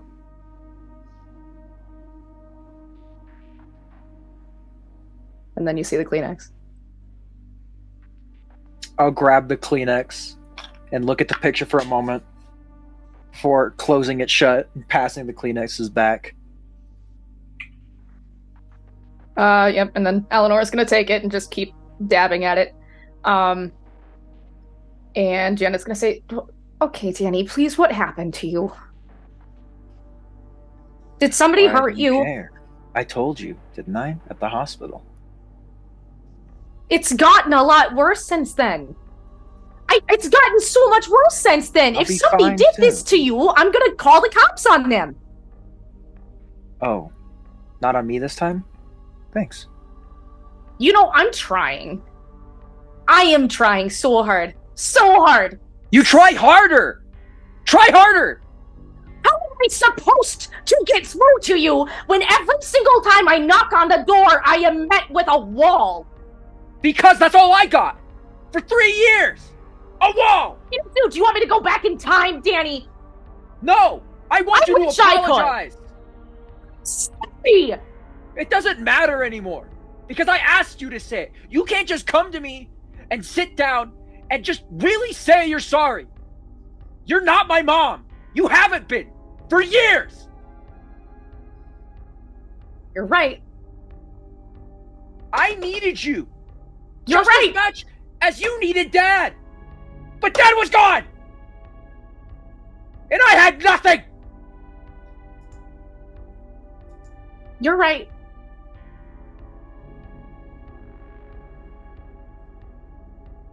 You're right. I fucked up. I was in hell. I was drowning, but I was more focused on that than the fact that you weren't swimming either. God. And I have been trying to make it up to you. But I'm so scared. I'm so scared to talk to you. You should be! You should be ashamed! I had to raise myself. I had to put myself through middle school. I know. I know you were in mourning. I was too, but why wasn't I just as important as Dad? Because all I ever saw when I looked at you was him. But I'm not. I'll never be him. I can never be him. I'll never be as good as him, as strong as him. Which is worse, because that means you're me.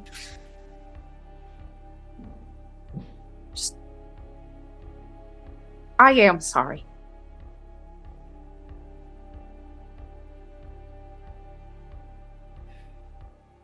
Come on, you're bleeding all over the place, and she's gonna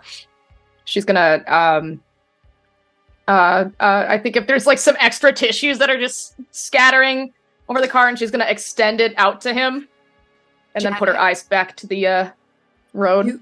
You reach over to Danny, and you're just going past like a street lamp, like a traffic light that illuminates the side of his face red. And you see his profile as he's staring straight ahead while you look towards him. He won't look at you. And you realize that in profile, he is the dead ringer for his father. Yeah, just like that. Oh no, my candle. And Danny, you're looking straight ahead. And you realize you're approaching the intersection. And you see it, the glowing eyes staring at you, beckoning, calling to you.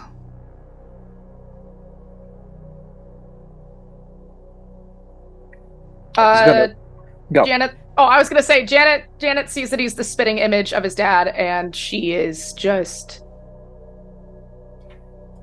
the quiet tears that like they just come out. And she looks straight ahead because she doesn't. It's one of the first times she's actually like really put him first, and she doesn't want him to see her cry because she doesn't want him to feel bad for her. She doesn't want to humanize herself right now. Janet, you look ahead, and those eyes are there, but through your tears, they're like stars that glow and twinkle. Danny, what do you do? I'm gonna roll. Do I get to know what you're rolling? Nope. Okay. It's for me. It's a little Danny roll. A secret little Danny roll. Just for me.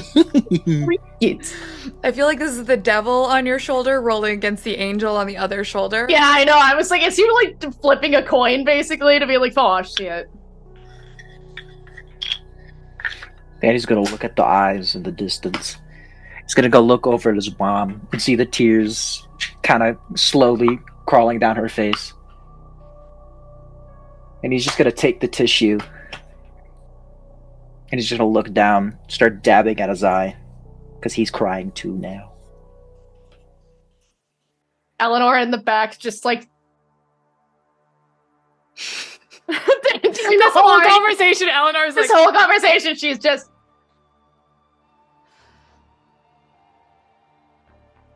She's gonna make a turn too, left turn. He's able to see that she still has her wedding ring. She's never taken it off, not even once. And she's so persnickety about like all of her jewelry, but that's the one that has a lot of grime because she doesn't want to touch it, or she just hopes it gets to stay locked in a moment in time. And she's gonna keep driving quietly. How far away would you say the hospital is getting? I mean, how close is the pretty hospital? close. It's not a very big town. Yeah. All right. So, Danny, you see as the car approaches the hospital, pulling up towards the parking lot that you've grown quite familiar with today. Still, some of his old blood is there still. And you pull into the parking lot. And Janet parks the car, opens the door, and then she goes over and she opens up Danny's door for him first. And then she's gonna gesture as in, like, do you need an arm? She's gonna gesture her arm out to see if he needs it. Just take Eleanor inside.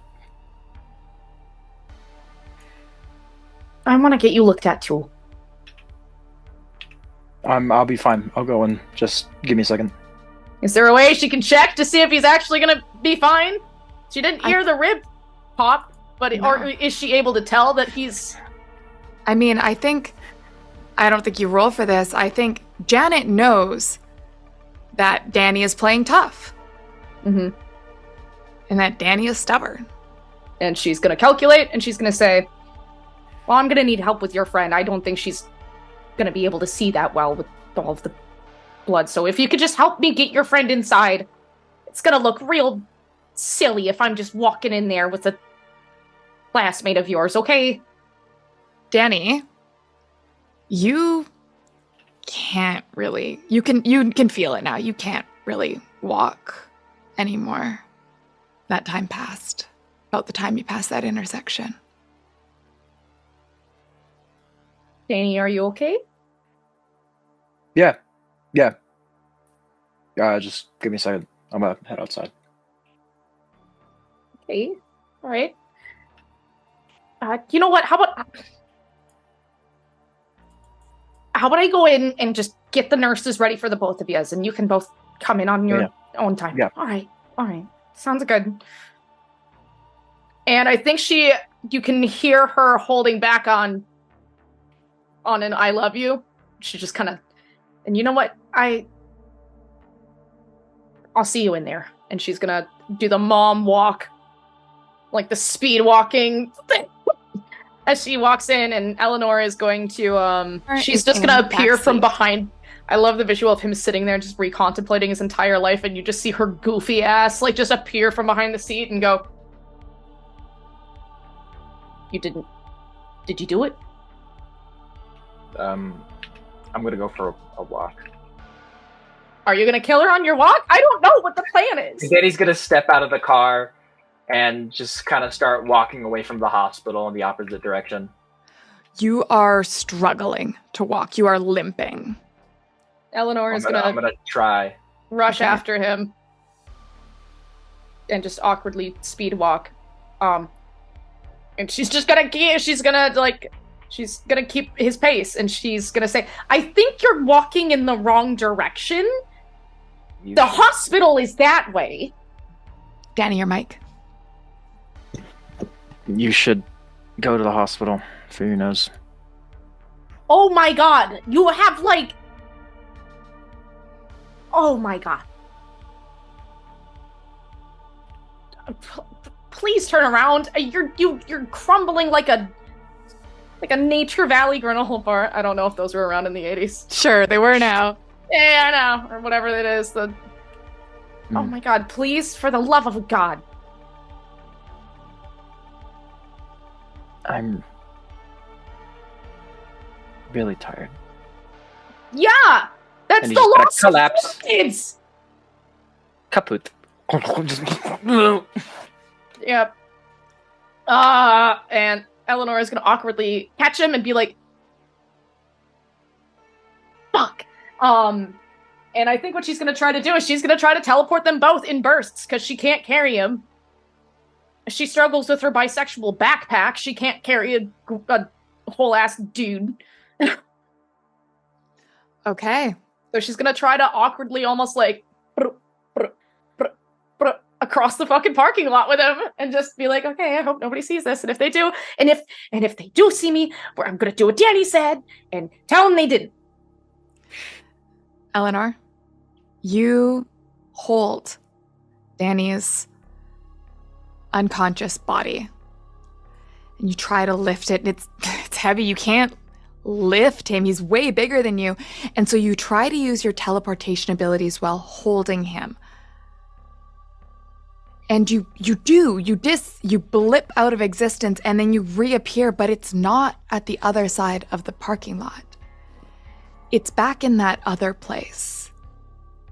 That crossroad. Fuck. Except this time, in addition to the face and the sky and the crossroads marker, there's someone waiting there for you. It's Lydia, who's just standing at the crossroads.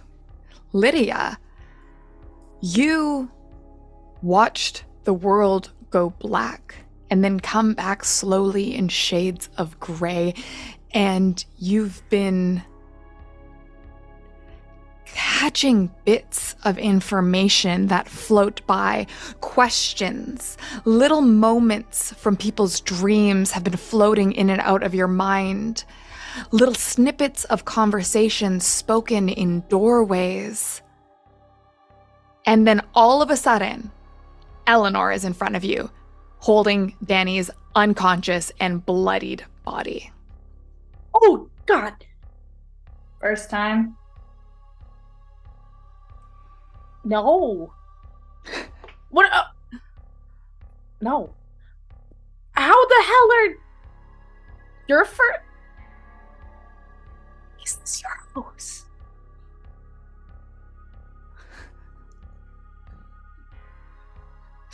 I don't Is really this where know if I would consider it my house, but I'm certainly here now, aren't I?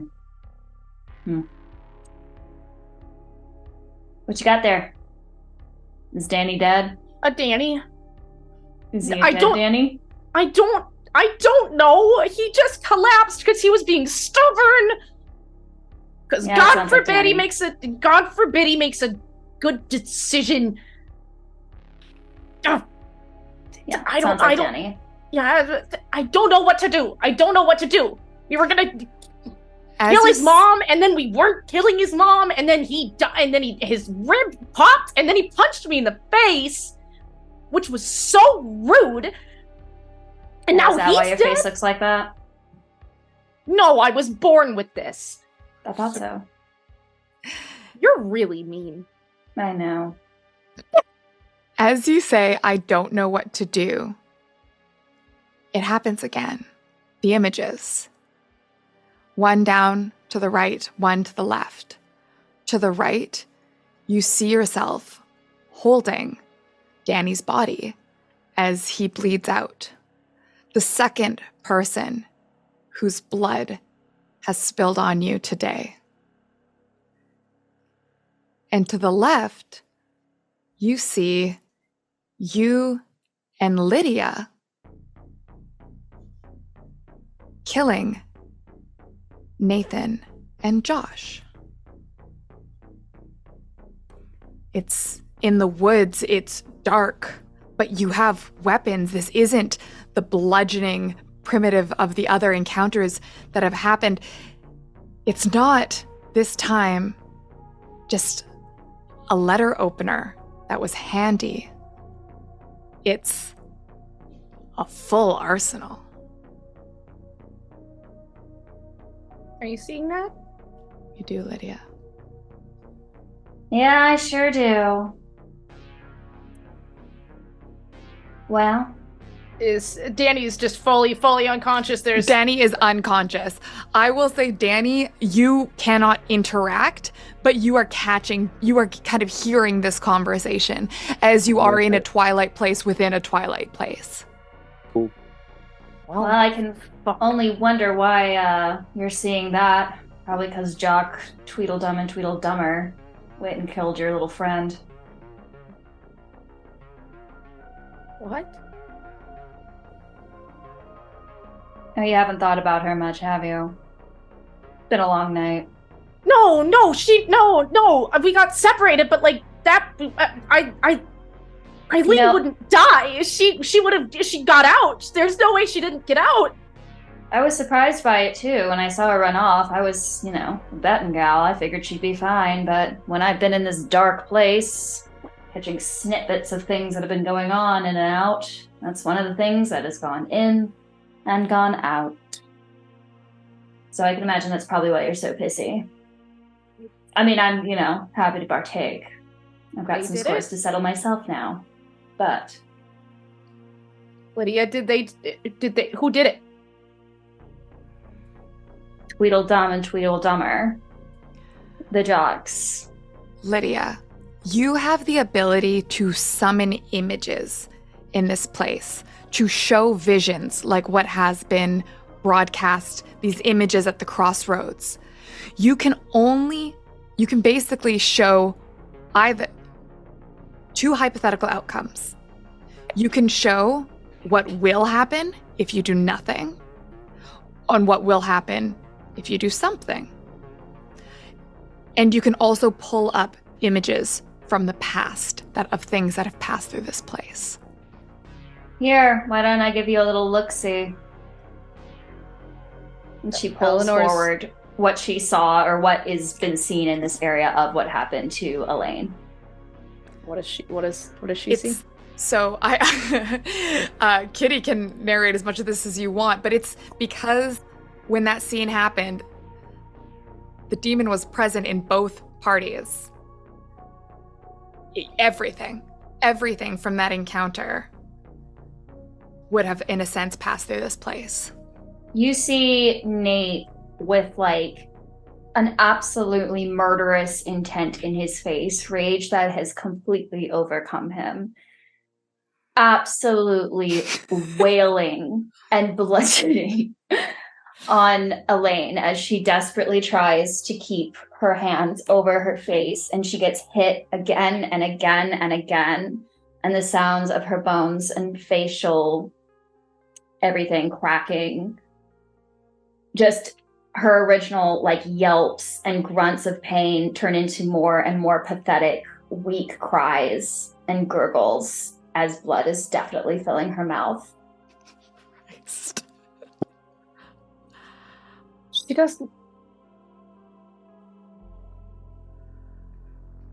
even look like her anymore. Nope. I didn't even get to say.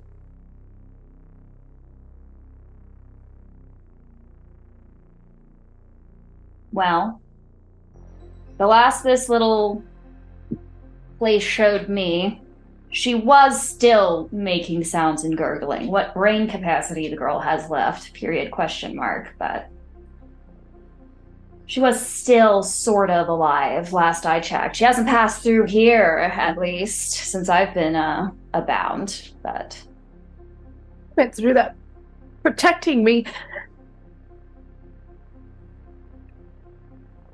And does Ellie know about the knife that Danny has in his pocket? Or wait, does she? Yeah. I think he showed you at one point when you were like getting in the car. I think that was the signal that I'm gonna go do a murder right now. Was the I'm gonna go do a murder. yeah? I'm gonna do a moida. She's going to hand Danny off to Lydia and grab the knife from his pocket. Why is he heavier than usual? It's probably all that dead weight. Or maybe all the baggage. You can't keep projecting all your insecurities onto him if he's dead, okay? So just make sure that he survives. Oh, there's no insecurities here. Just lots of baggage with his mother's name on it. Yep, that's great. And she's gonna grab the knife and confidently, the first time you've ever seen Ellie anything other than scared and confused. She has been questioning everything about this night except for this moment where there is one thing and one thing only, which is she's killing Nathan. And she is marching through, and the other thing on her mind is she's gonna implore, and she's gonna say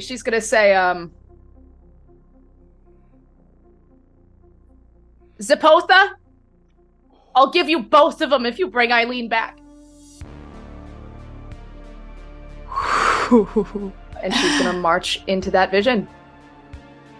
And as you proceed down the path, you hear the sound of thunderous laughter behind you.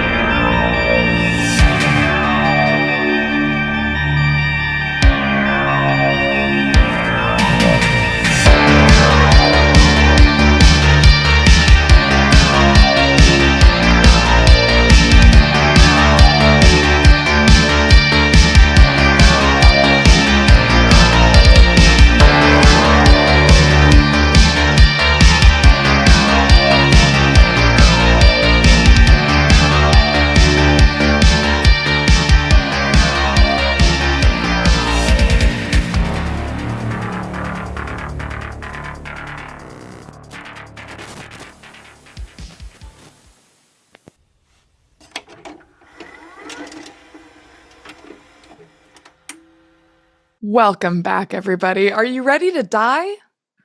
I mean, Born ready. We just sat down. Who starts a conversation like that? Hey, Kitty. And Anne. Kitty's like, You know yes. what? I forgot who I was Kitty's talking to. like, yeah. All the Kitty, time. Exclusively that quick way. Quick chat. It's a Kitty, vibe are you check. inside the coffin? Yeah. Excellent. Okay, just checking. All right. Foreshadowing. That feels Ooh, right. when both your characters die, you just close it. I just disappear from the narrative. Bye. You come Okay. back as the Midwestern mom. What? No! Robin? She sinks into the ground and Robin comes out. They're the final girl. Final girl. We cut now to the same silhouette of a forest with the glowing eyes hovering above it that our film opened on. And the camera pans downward. And you see we are at the edge of a wood. We do quick cuts nearby. One to where Nathan and his boys are at the barn still. Everyone has left, but they're still there. We see Jasmine looking radiant, incredible, as she struts through the night, and the city seems to move behind her like an accelerated backdrop as she moves towards the barn where she last saw him. And then we see Eleanor with Lydia not far behind. Eleanor wielding a knife and walking towards the edge of the woods. And then we go back to the barn. The sheriffs have gone and all the activity the paramedics have cleared. The party goers have left, but the football team is still there. Nathan lords over his pack. His knuckles still bloodied, his eyes still wild. What are they doing? This is a question for Nathan. I think they're all just kind of like roaming around, not like people, but kind of like patrolling like wolves would a little bit. Well, Nathan's just kind of sitting in the middle of the barn, just kind of like rubbing his knuckles a little bit. That hurt a lot. And as your boys move around, at once, everything they see and they hear, you know. And so you know right away when Jasmine steps into one of their line of sight. You see her through their eyes walking towards you. Who's there? Boys? Who was that?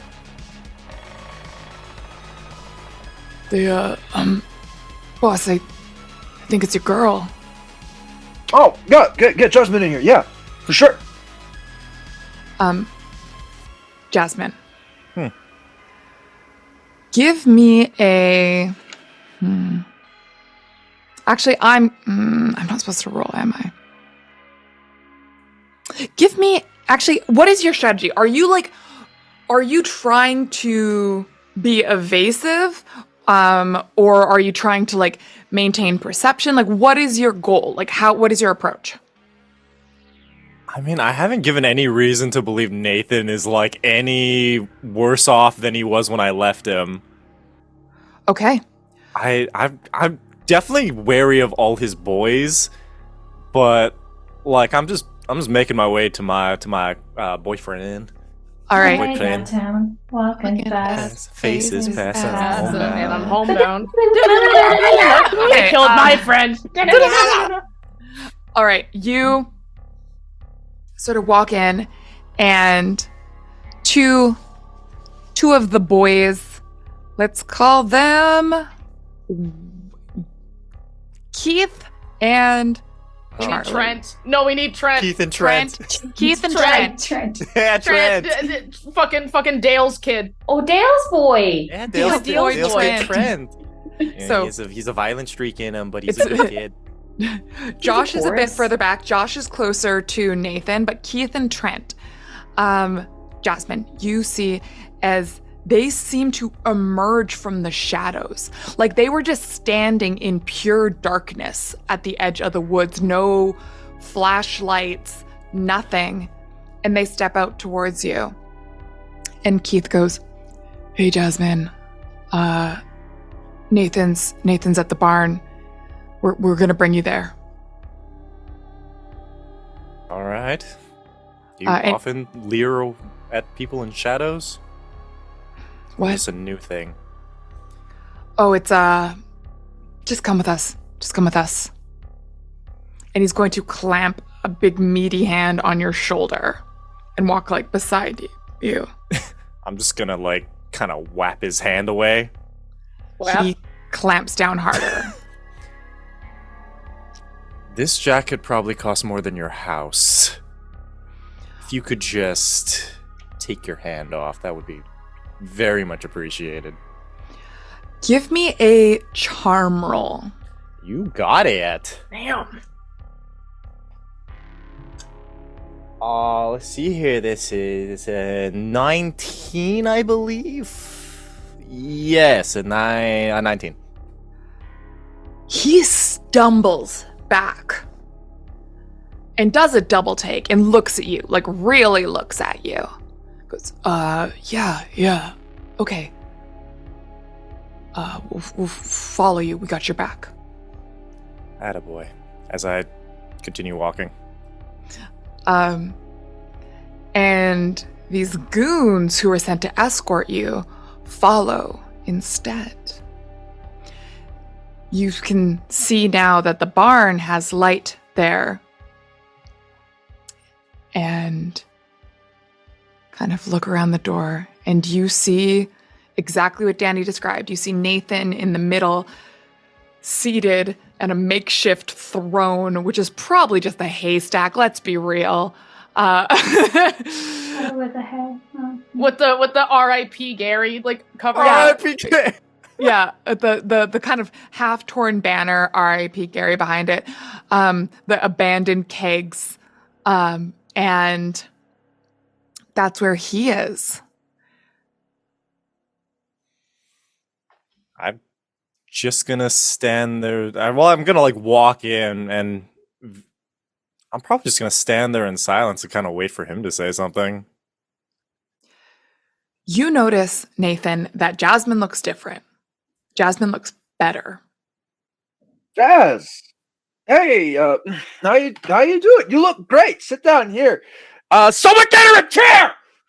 Yeah. Take it back And on like that. three. Jox at actually once. just goes down on all fours and becomes the chair. Yeah, actually, that's canon. Josh is the chair. I was gonna say, I like the fucking Nathan's got his feet propped up on another fucking Jox. Yeah, another. Two Yeah. Joshes. Big Josh and That's little where Josh. Josh is, and then Trent runs over and becomes the new stool. Perfect. Yes. Boy furniture. I think My as I'm walking favorite! over- It's the only thing they're good for. Wow. Love it. Can I make it canon that that's what Jasmine says as she approaches? Yes. Oh, that's so much better than what I had planned. But can I get like a better look at Nathan right now? Just like what does he look like shit, or like is he vibing? What's happening? Well, you tell me. What does Nathan look like? Nathan is usually like very well kept. You know, he's got like the nice hair. It's very like he grooms himself, unlike most other guys his age. You know, like he takes a shower every day and he cuts his damn. nails. You know, Ooh, like a person. Hey, he's Like not a scared of person. soap turning him gay. damn. Yeah, So the native clues are blood. that he Yes. likes to be clean. He's not But a he's man. like- No man would do that. Like he looks wild and unkempt. His hair is kind of all over the place. He's got mud caked under his nails. His face has got like a flecks of blood and dirt and mud on them. You see, like one of his fingers definitely got broken somewhere, and he's just kind of put it back into place. He's like his coat is like torn from all the roots and the stuff that were like tearing at him, like his Leatherman jacket that he loved so much. And wrapped around his bloody knuckles is a necklace that his sister wore, kind of like sitting there, just wild eyed. Just... You all right there? You look like shit. Oh yeah, no, I'm good. Yeah, things are great. You look good. What happened to you? Long story. Too long to tell? I mean, how much time you got? I got a while. As you say, I've got a while, you see it through Casey's eyes. Oh, Casey. Good old Casey. Bless your heart. Another linebacker, a thick boy. You see Eleanor and... Actually, Lydia, could you give me a flight roll? I feel like Lydia keeps to the shadows. We'll see if Lydia's perceived. Stand by.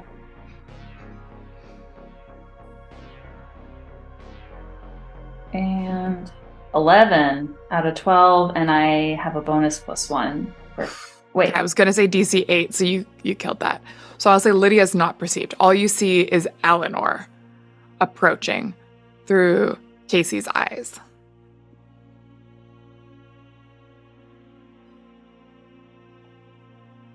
Huh. Funny. What is? Oh, the nerd girl's coming around with a knife. I think I know why. She and what was her name? Forest girl. She was cool. Alaine. Alaine. They were close, right? I would hazard to say yes. Why? That's What have you been doing while I was gone? Oh, I was helping out my sister, making sure, she was gonna be all right.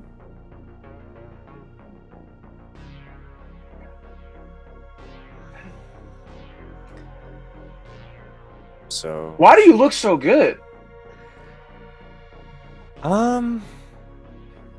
Well, You seem I pretty- was offered a choice and I chose. Conviction. I'd like to see that from you. Go Beefaloes. Go Beefaloes. Are you going to issue a command to Casey? Nah. Let them come. But everyone converge back in the barn, would you? Thanks, guys. All right. Does Ellie see Casey? I'll say, yeah, you do. You see Casey, because he's big. He's a big guy. You see as he looks, clocks you, and makes eye contact for a moment, stares, and then steps back, turns around, and walks away. I think she's gonna read the invitation. She's gonna follow him. Okay. You do that. And Lydia, are you going to stick to the shadows? What is your strategy? Lydia's... So usually, Lydia's thing is she likes to more observe. She's not much of an active aggressor. So she's sticking back and she's going to wait and watch, but she is staring Jasmine down. Okay. I'm going to say you can't quite see her yet till you get there, but you can sense her. And you realize, kind of looking at yourself and moving through the world, you're not fully corporeal. But you Well. are moving, and you do have a certain awareness. In fact, you have a very acute awareness of where Jasmine, Nathan, and Eleanor are in space at all times.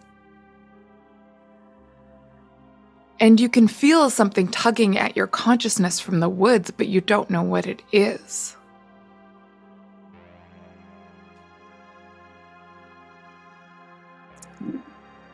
Curiouser and curiouser. All right. Eleanor, you get to the barn.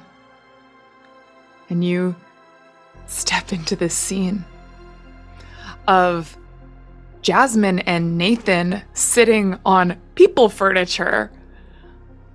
And that's you're gonna like cut this a joke hay out. No, thrown cut in this the- joke out. But what's more Wisconsin than making people into furniture? Ah! Sounds about right. I really like this. To those who got that reference.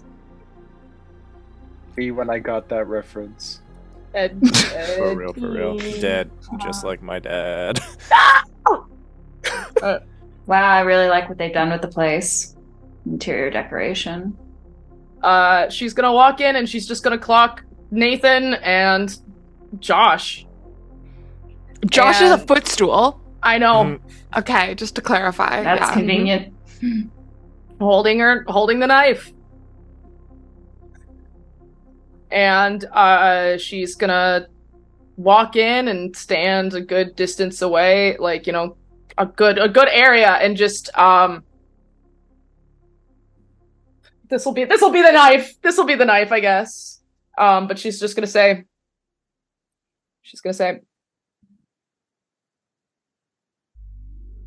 so Nathan,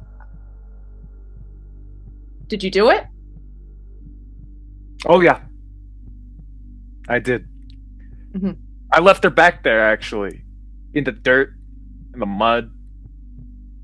You know, where she pushed my sister down.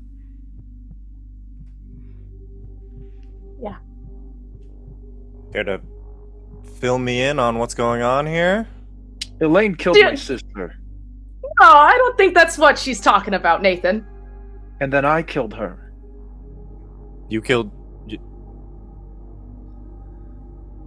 you want to explain to Jade how? How? I beat her to death with my bare hands, and I didn't stop.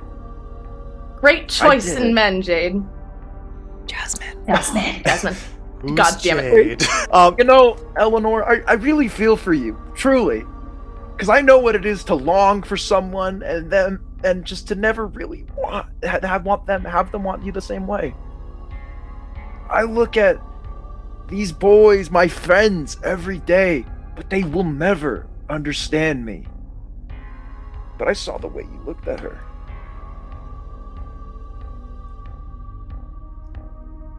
I saw the way you wanted her and how you wanted her to look at you the same way. And now you come here after I killed her with my bare hands to do the same. And now I never get to look at her again. I never get to look at my sister grow up. Never get to see her go to college. Never get to see her leave my home and go play with her friends again. You never get to see her again. You helped her out, didn't you? I was the one who told her to do it. I mean, I was Then a, I guess I was they a little bit wasted on your my side after, but you know, after that. Because you know something weird is going on, Jasmine. There was something going on with his sister. Don't you Oh, dare. Jess. You don't get to talk about her. You don't get to talk about her. Okay? I Jez? know quite Here's a deal. the difference between what's going on. I will not get to see Eileen again. And no, she was never gonna look at me like that. And I was content if it meant that she was looking at me. But you, that's where you're wrong, Nathan.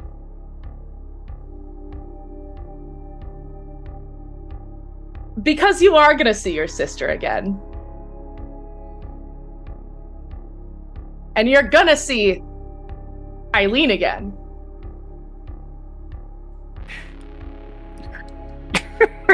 Jeff, did you hear that? Did you hear that? Yeah, boss. Shut up! Okay. Good stool. So, how exactly does this play out in your mind? You're going to just walk over here and stab Nathan? No. This is to, get him where I want him. And then I'm gonna beat him to death. You think you're so righteous. You do. It's These have really certainly funny. escalated. You told your best friend to kill my sister. And then you come here to kill me because of the consequences of your actions. No. That's where you're wrong, Nathan. I've come here to kill both of you. I'm sorry, what did I do? Not you. Well, what Oh. didn't you do, I guess, is the better Oh, god question. damn it. Lydia, Has where Lydia did you entered the appear? scene? Hold on. I want to. I want you could say Lydia is physically anywhere in this room. That she has managed to just Right over the fucking Right over his. She's the chandelier! Right there. chandelier. What did you do indeed?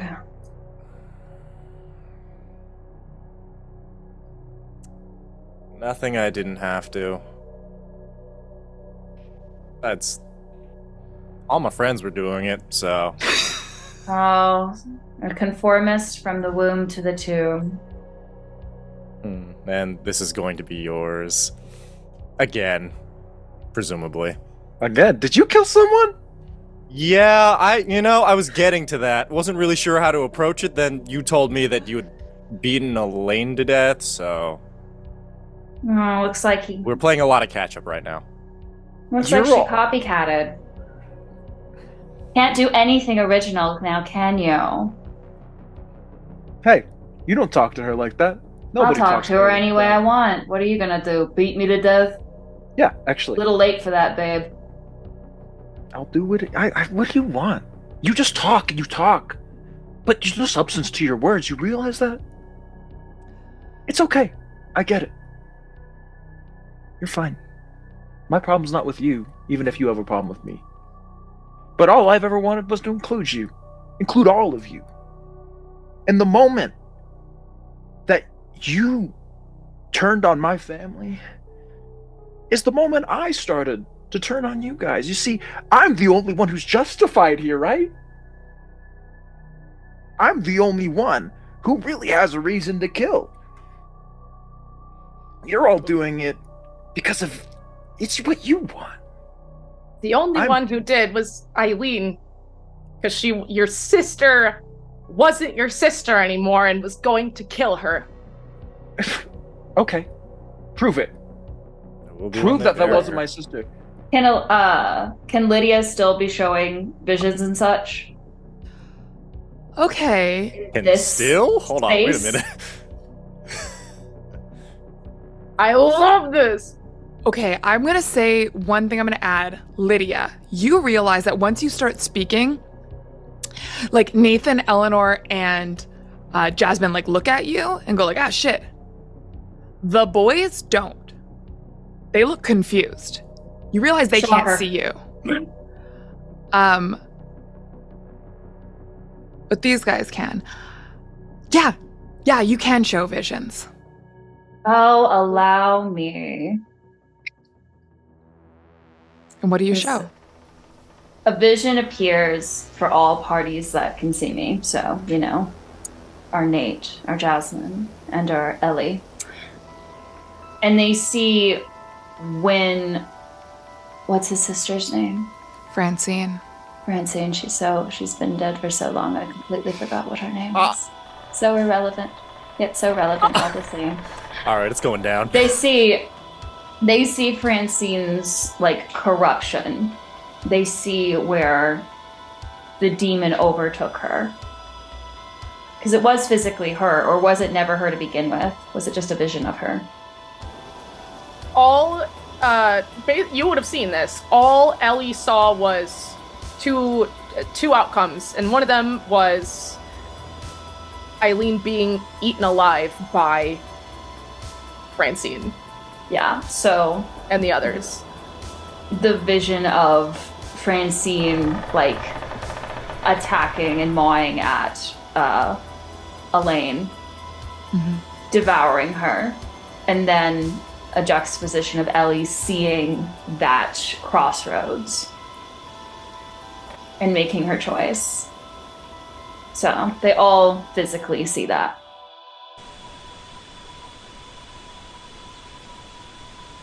So you also know I didn't kill Robbie either, right? Bold of you to assume he's going to believe even evidence in front of his face. What are you? So, Lying. you killed a girl for protecting herself against something that wore the face of your sister, that would have killed her anyway. And all that self-righteousness you have to keep telling yourself over and over that you were justified. You weren't. Oh, you're lying. It's tricks and visions. No. This is not fancy. Couldn't have been. Jasmine's gonna put like a hand on Nathan just to kind of like see if maybe she can root him in this, like, as he's like spiraling clearly. Yeah, you want to give... Okay, Jasmine, give me a charm roll. And Nathan, give me a grit roll. These are actually not opposed rolls. You both want to roll high. Cool. 14. Okay. Open up my character sheet. Character. Beans on toast in it. Alright, grit. Grit. It's another d20. Let's go, baby. 11. Okay. So, Jasmine, you place your hand on Nathan. What are you trying to communicate to him through this gesture? I think with everything that's gone on, and like all the changes that these like teens have been going through, the only thing that's remained consistent and stable is that Jasmine, not necessarily romantically, but like loves Nathan in a way that would be like, I'm just trying to make sure that you know that like I'm here and that like you're okay. And, you know, we'll figure this out kind of thing.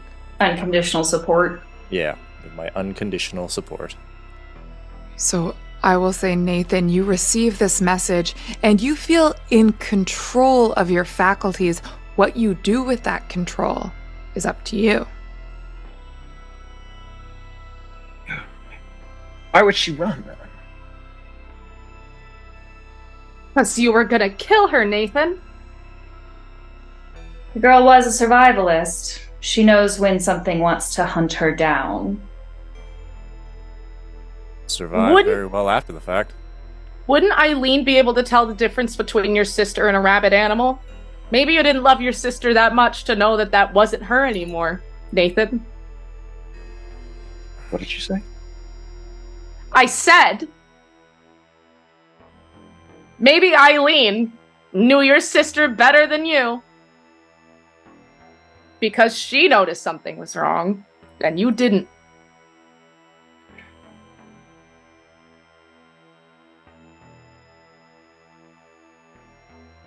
I'll bury you next to her. I'm just so excited to think the last thought going through her head. You talk too much. I stop talking, you start bleeding. That's up to you. Then stop talking. Come on!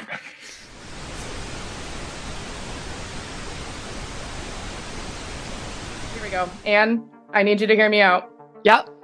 I'm listening. Ellie wants to teleport, but in a way that's slightly different. Okay. she wants to teleport in front of Nathan, but she also she wants to teleport her hand and have it reappear inside of his chest. Jesus Christ. Grab him right by the heart. Mm-hmm. Okay. So what we're gonna do is and Nathan, I'm assuming fighting is your reaction. Yeah, I would assume so. Yeah.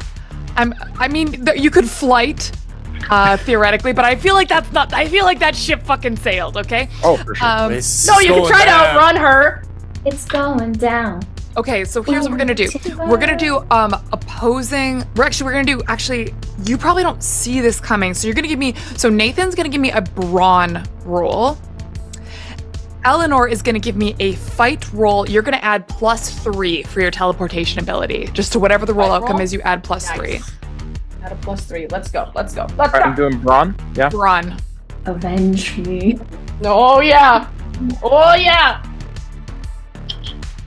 We got there in 9. 13.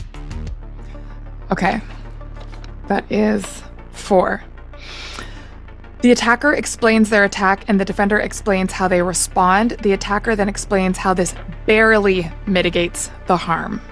The result is that the defender is hurt. There's like 2 levels of hurt in this. You can be like moderately hurt or like greatly hurt, lightly hurt. So you have a light injury.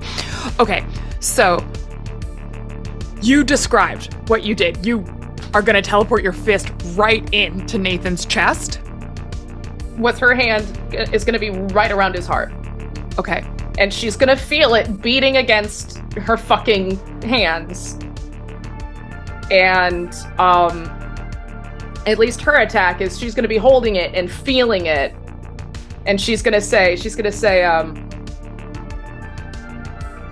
I just want you to know that this is the closest I can get to showing you what you did to me tonight. But I want you to know it's only a fraction of what I'm gonna have to endure for the rest of my life. And she's gonna squeeze. Nathan, what do you do to mitigate this attack? So Nathan's gonna just like jump up and start running forward, and when Eleanor, not Alaine, teleports in, he's gonna like bump into her in a way so it's like the hand is like right there. It's like in his chest, like nails, fingers right there. But he moved just enough so that when Eleanor tries to teleport in, he has moved just enough to just barely scathe the edge of his heart. So they're face to face, like right here. Maybe she's like grabbing his lung or something instead. She's got a lung. Just like hand. Different His organ. floating rib. Is that his liver? Wrong Oh organ. no, that high up in the chest, that's definitely a lung. Okay. It's his bone, his heart. We are Medical essentially problem. going to go into a turn-based thing right now because everybody's in this scene and it's very chaotic. So that was Eleanor. Next, we're going to say, Eleanor, you just have the blood running down your hand once more for the second time today. And this is the one she isn't sad about. Jasmine, what do you do? You see this. I think that, I think after I was a little hesitant about this after hearing about the whole Francine was a demon. But I think the instinct of protecting Nathan probably kicks in, and so I know you said animalistic features, but to what degree of monstrosity can I get before it's no longer animalistic? I'm gonna say you have to maintain like a rough humanoid shape. A rough humanoid shape. But I'm saying, like, if we did, like, a Mothman or a Bigfoot, those are inbounds. Okay, so Mothman and Bigfoot are inbounds. Yeah. My boy. Cats from the 2019 film Cats are inbounds. Christ almighty. Awful! Bad. Do I have to maintain the same anatomical correctness of a form? Or I will can say I... you don't know your powers very well yet. In that case... At this point, they're mostly on reflex. Like, Ellie's had some time to experiment, to see how far she can teleport, to see what takes power and what exhausts her. Nathan has had practice using the senses of a hive mind. And Lydia's even had some practice apparating. Practicing me. Um... I'm going to use my raw talent. Then I'm going to try to reach out to grab Eleanor by the face, but I would like to shapeshift my hands to be or at least the nails per se, to be the spines on a stonefish. The extremely poisonous stonefish. Jesus. Because I want to say that, like, Jasmine's nerdy hyper focus was animals for a while. Wanted to be a zookeeper before she realized she wanted to be pretty. Okay, hold on. Me Googling spine of a stonefish. So I want to be clear. I think it's called a stonefish. Yeah. So your finger, like the spikes come down from your finger like this? Or it's like a Either fingernail? that, or if I have to be more, like, anatomical with it, then I'm gonna use my fingernails for it. Otherwise, then I'm just gonna try to just... No, yeah, you get I like the claws are this way. This is works for me. Yeah, I'm going Spider-Man. Terrifying Spider-Man. Okay, so Evil fucked up Spider-Man. Evil fucked up Spider-Man. Realistic. All right, Eleanor, you see this coming at you. What do you do? What do you try to do? She's gonna move Nathan in the way. Jesus Christ. Okay, so Jasmine, give me a fight roll, add +3, because you are using your ability. Hell yeah. Eleanor, are you physically moving him or are you teleporting? I think it would make sense to teleport. Great. You're going to give me a flight roll, and you're also going to give me +3 on that roll. So I guess when everybody's a super, no one's a super. Man, Lydia's sitting here with her popcorn in her Sky fucking High ghost is form. crazy. This is better than a... Please, I don't want to stab flick. my boyfriend. Who needs slasher fix nowadays? Wait, you said fight, right? Yeah. Okay, so that was a D10. I rolled a 10, so I get to roll again. Yes. 22, because I rolled a 9 and I got +3. Got you, baby. Let's fucking go. How did you get 22 with a 9 + 3? No, because so the 10 first plus one was a 9 plus 10. 3. It explodes, so I rolled again. I rolled a 9, and then I get a +3. Do I also get my +1 bonus? Because technically that's 23. Because it says there's a little... Jasmine does a +1. Yeah. So I got a 10. On a D10 or on a different die? I got a 7 plus my 3 on my D10. But I was also going to say adversity tokens, I can use it to re-roll, right? You can use it, so you can add adversity tokens to your score. So if you spend adversity tokens, you can make your score higher. Okay, I'll add it. I'll make it an 11. Okay. Boy, oh boy. Should have chosen something less fatal. I didn't think I'd roll that high. Yeah! Well, I'm sorry! I'm really good at killing people and nothing else. well, any kind of action is going to screw him up.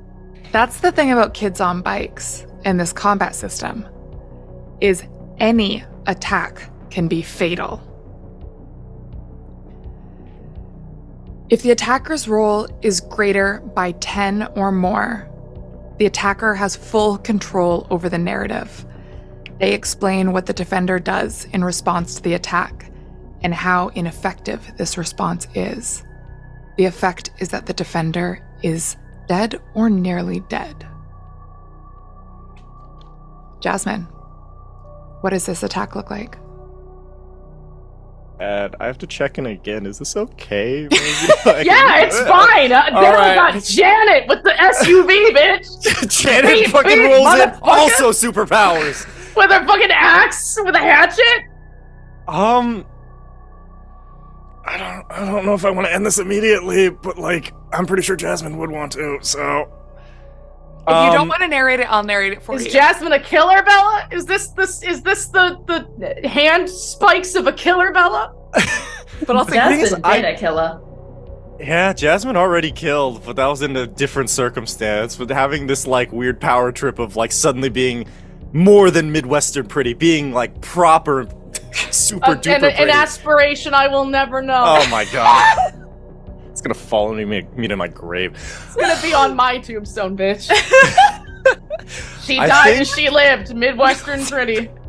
I think Jasmine is going to lunge full on instinct, grab Eleanor by the face, and I think in that brief like nanosecond between alive and not alive, you can see on Jasmine's face this kind of look of regret, because despite how often Jasmine probably made fun of Eleanor, there is a level of respect and understanding that they never got to communicate. But right now it's you or Nathan, and she's gonna choose Nathan. And I don't know, I doubt it was overkill, but it was definitely enough to at least render her like harmless for the time being, as you feel these like solid blue, like almost iridescent looking spikes jam through your like the sides of your face. How is this going to translate while her arm is still inside Nathan's chest? I was about to say, it's going to kill him no matter what. It's gonna, if anything, too. If I made my choice. If I have an open wound on my hand from grabbing his heart, and I've got this toxin running through my veins, it's gonna go directly into his fucking chest cavity. Or again, you just happen to rip out the lung when your body goes. That is also fair. Huh? That's I mean, I made my choice. That's up to the GM. Nathan. Jasmine is final girl. Nathan, give me another grit roll. Or brawn. You can pick.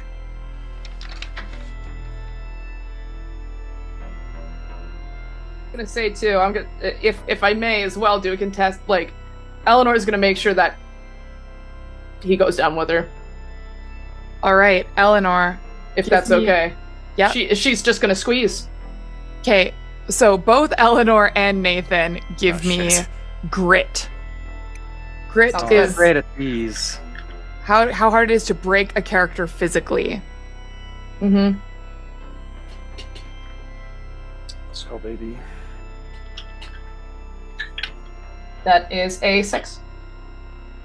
So we call that in the industry a solid 19. Oh my god!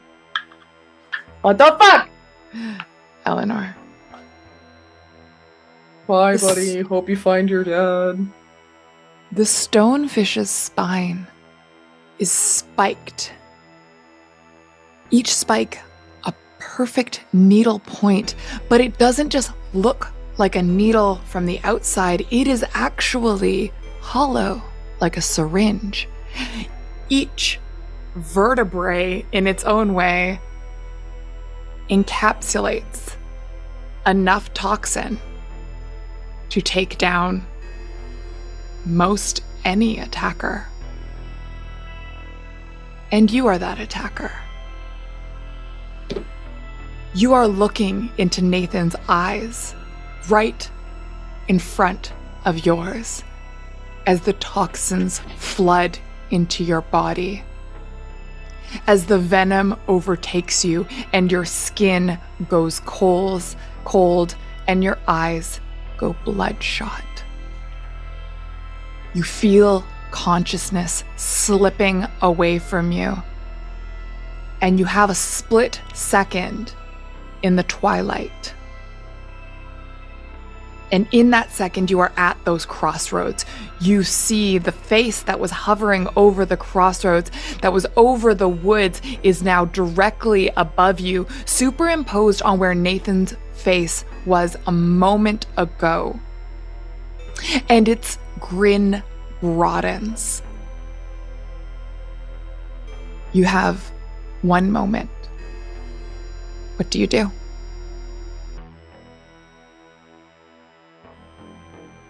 She's gonna look at it. And she's gonna say,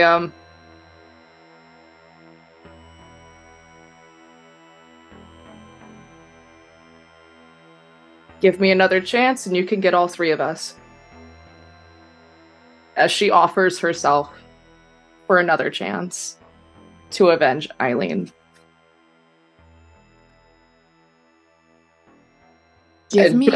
Essentially begs and says, give me one more chance and I will kill them and then you get me. Give me a charm roll. She's bad at those. The DC is only 2. Just don't roll a 1.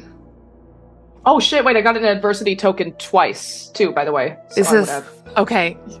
So I'm not using them yet, but... Hi, Mooner. Can you not eat my dice, please? Thank you. Mommy, are we making deals with demons? That's a 4! Roll again. Well, I mean, it was a 4 on a d6, so... Oh, sorry, I thought it was... I got mixed up, too. Yeah, no, my dyslexia was like, yeah, 4.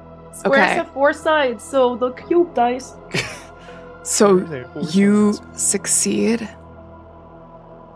but just barely. You feel that, okay, you're going to be sent back for a moment. 3 isn't enough. You owe more.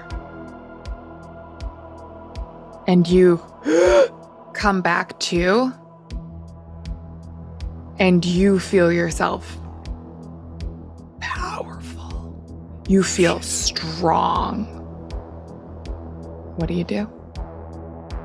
I'm still in this moment with my hand clutched around his heart. Yeah.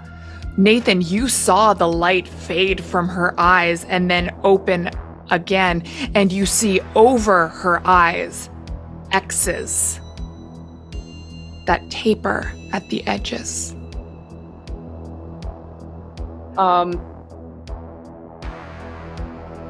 God, she's gonna be a cunt. She's had a lot of rage. Do it. And she's gonna say, the first thing she's gonna say is, Oh, look, Nathan. I'm Francine. And she's going to, I think, with the one hand still around his chest, dig in with her nails. Not even with grip strength. She's literally just at this point trying to tear into it, like putty, and dig. And then with the other one, I think that she's going to take... Oh, it's 2 hands, isn't it?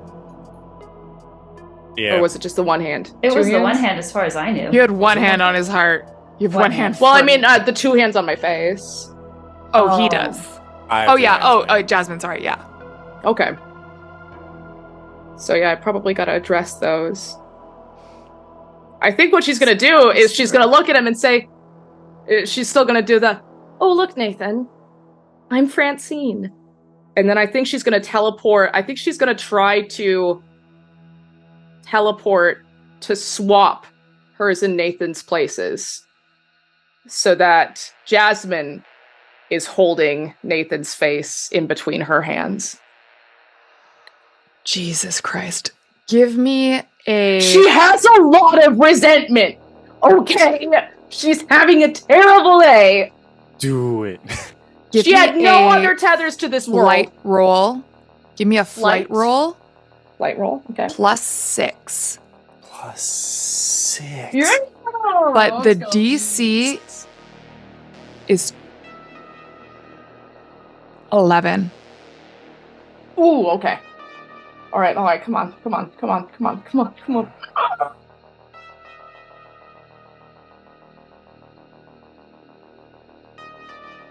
That is an 8 +6. Jesus. That is going to be a 8 +6 is 14. 14. And just to really sink it in, I'm adding my 2 adversity points. Oh my god. Okay, what did I say? 11? Mm-hmm. And you got 14 + 2, 16. 16. Okay.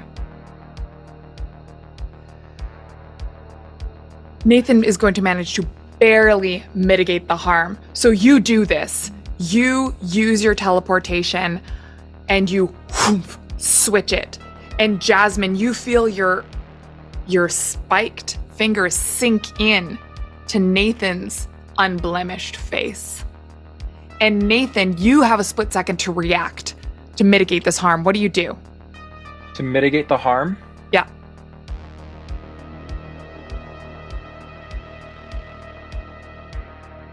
He's gonna see the eyes. And she's gonna say the whole Francine thing. And he's gonna get really angry. But as he sees the eyes, he realizes that it's really not Eleanor's fault. Don't be nice, bitch! No! So, After all that?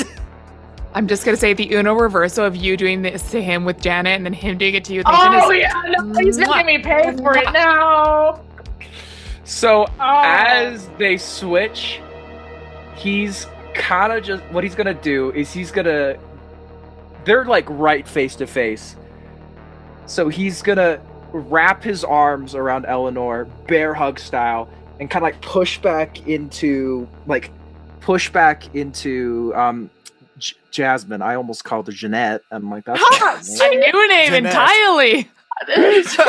We fused together and It's Janet and Jasmine! the ultimate dance mom. The ultimate milk! and kind of just way. bring her Megazord. into this hug. With her arms still in his chest. Yes, and just Ouch. like bring her as close as possible, very tightly. Not like in like a, but like he feels bad for her because he's just like, wow, you lost a lot tonight, Yeah. but it's not your fault. Go beefalo. She knows, that's why she knows, it's yours. He kind of realized like you killed my sister, but that wasn't my sister anymore, you know?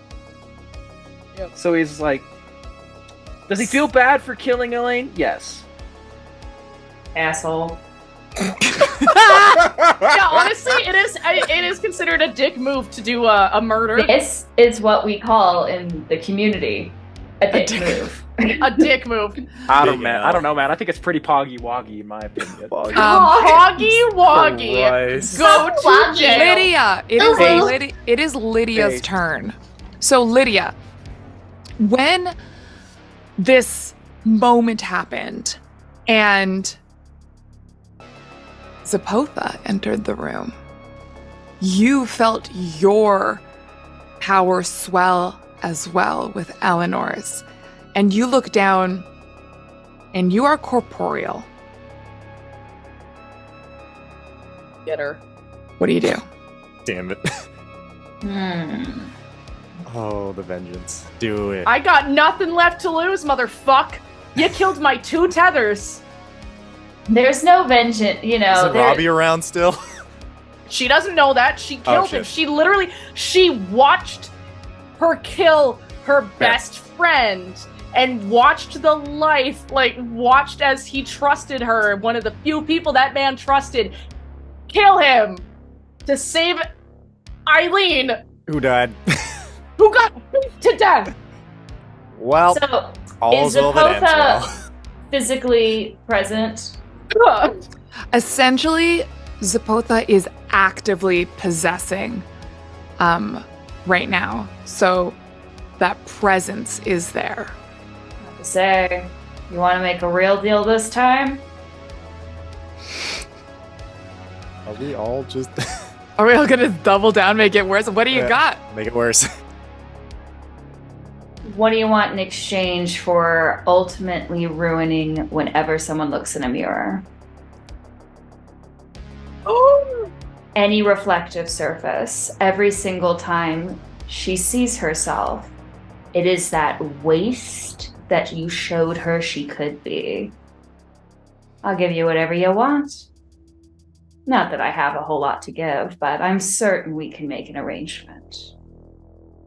I don't have any wish. I don't have any want to come back to life. I have no want to try to physically harm I just want to really get where it hurts. Kitty, I do have a suggestion. I should be thanking her in a bay. I mean, I've been enjoying my time in the dark, endless abyss that I've been hanging out in, so I'm not eager to return from that. But I certainly do like to see somebody suffer for the choices they make. I stand Lydia so hard. I love her so much. I was going to say, what if you made it so that she saw Lydia's reflection instead of her own? Oh, God. There's always that little overlooming shadow, but I know it's not me that she feels guilty for killing. No, true. She doesn't feel guilty about that whatsoever. But I'm going to take away something else. Pretty. A hag. You give me a charm roll, Lydia. Give me a charm roll. I think I have the DC is 2. I don't have. But it depends how well you roll, how good your deal is. Right. I'm gonna get more wine. We need what? Oh my god. Stop. All right. I have a DC, like my charm, it's because it's Lydia, is only a 4, but I did get my 4. So I'm gonna roll again. Okay. Explode. I'm getting good rolls today. Gulp. Snap. Okay, 2. And then, I don't know what it's worth, but Lydia has not used any adversity tokens yet, so. Okay. Now's the time to use them. Ruin me. Say, let's go! Whatever she can use to make this as awful as physically possible. All right. She's going. You know what this demon wants. Power, deals, violence, control, confusion. You know that it preys on those in the in-between place, and there is no one more in between than teenagers on summer break. I admire the grit. I admire the work ethic, really. You have been sentient liminal places this whole time, ripe for the pickings. And the harvest has come. Lydia, you know the cost. You feel it in your heart, in this connection you have. My non-beating heart? Yes, I certainly do. Your life is forfeit. That was foregone. But Zepotha wants more. More lives. More little moments of in-between to snuff out every little liminal creature who falls adds to his power, and he wants as many as he can get. I'm sure I can fill a quota or 2 for you. If there's anyone who knows what the people in this town want, it certainly would be me. The harvest has come, and Lydia is here to reap. And a scythe appears in your hand. Favorite weapon. You get what you fucking deserve. Meanwhile, Danny is just bleeding out somewhere. When's it my turn? She threw him in a bush. What is it Danny's turn? What's he gonna do? Die? He's gonna die. We cut back to the hospital and Wait, deceased. that was the deal though, is if she killed Josh and Nathan, he comes back. So here's the thing too. What's going on in Eileen's brain too is she's like, I'm doing this for Danny to show that one person in this fucking town gives a shit about him. There's so many layers. Yeah, okay. She has a lot of feelings, but nobody likes her. All right. I think everyone has taken their turn now in this combat encounter. Except Danny. Danny's not in this encounter. Yeah. Danny's unconscious. Man, when does Robbie get his powers? So Danny, get her axe. Robbie was never gonna get powers. Robbie never had that option. He was not a He would have liminal preferred being. the Butterburger. Honestly. Rob. You know, he got it. Yeah, he got his burger. Rob. Lidosa? Zepotha? That sounds like a type of book. Chat can't see how aggressively you guys are shipping Lydia and Zepotha in chat. And That's what I know. That's why Just I give wrote me it. 5 minutes with this demon. I got this. Don't worry, I got Literally, this. I put it in there when like Lydia was like, "I know all the secrets," and I was like, "Oh my god, I ship them? What the fuck?" So fucking Hey yo. okay. Hey yo.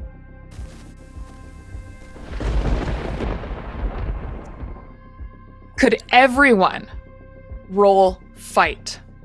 Fight. Fight. So, if you are going, just think about what your fight move is. If you are using your special ability, add +3 to your roll. If you are channeling the demon lord himself, add +6. Oh, I got a +9, motherfuckers. Jesus.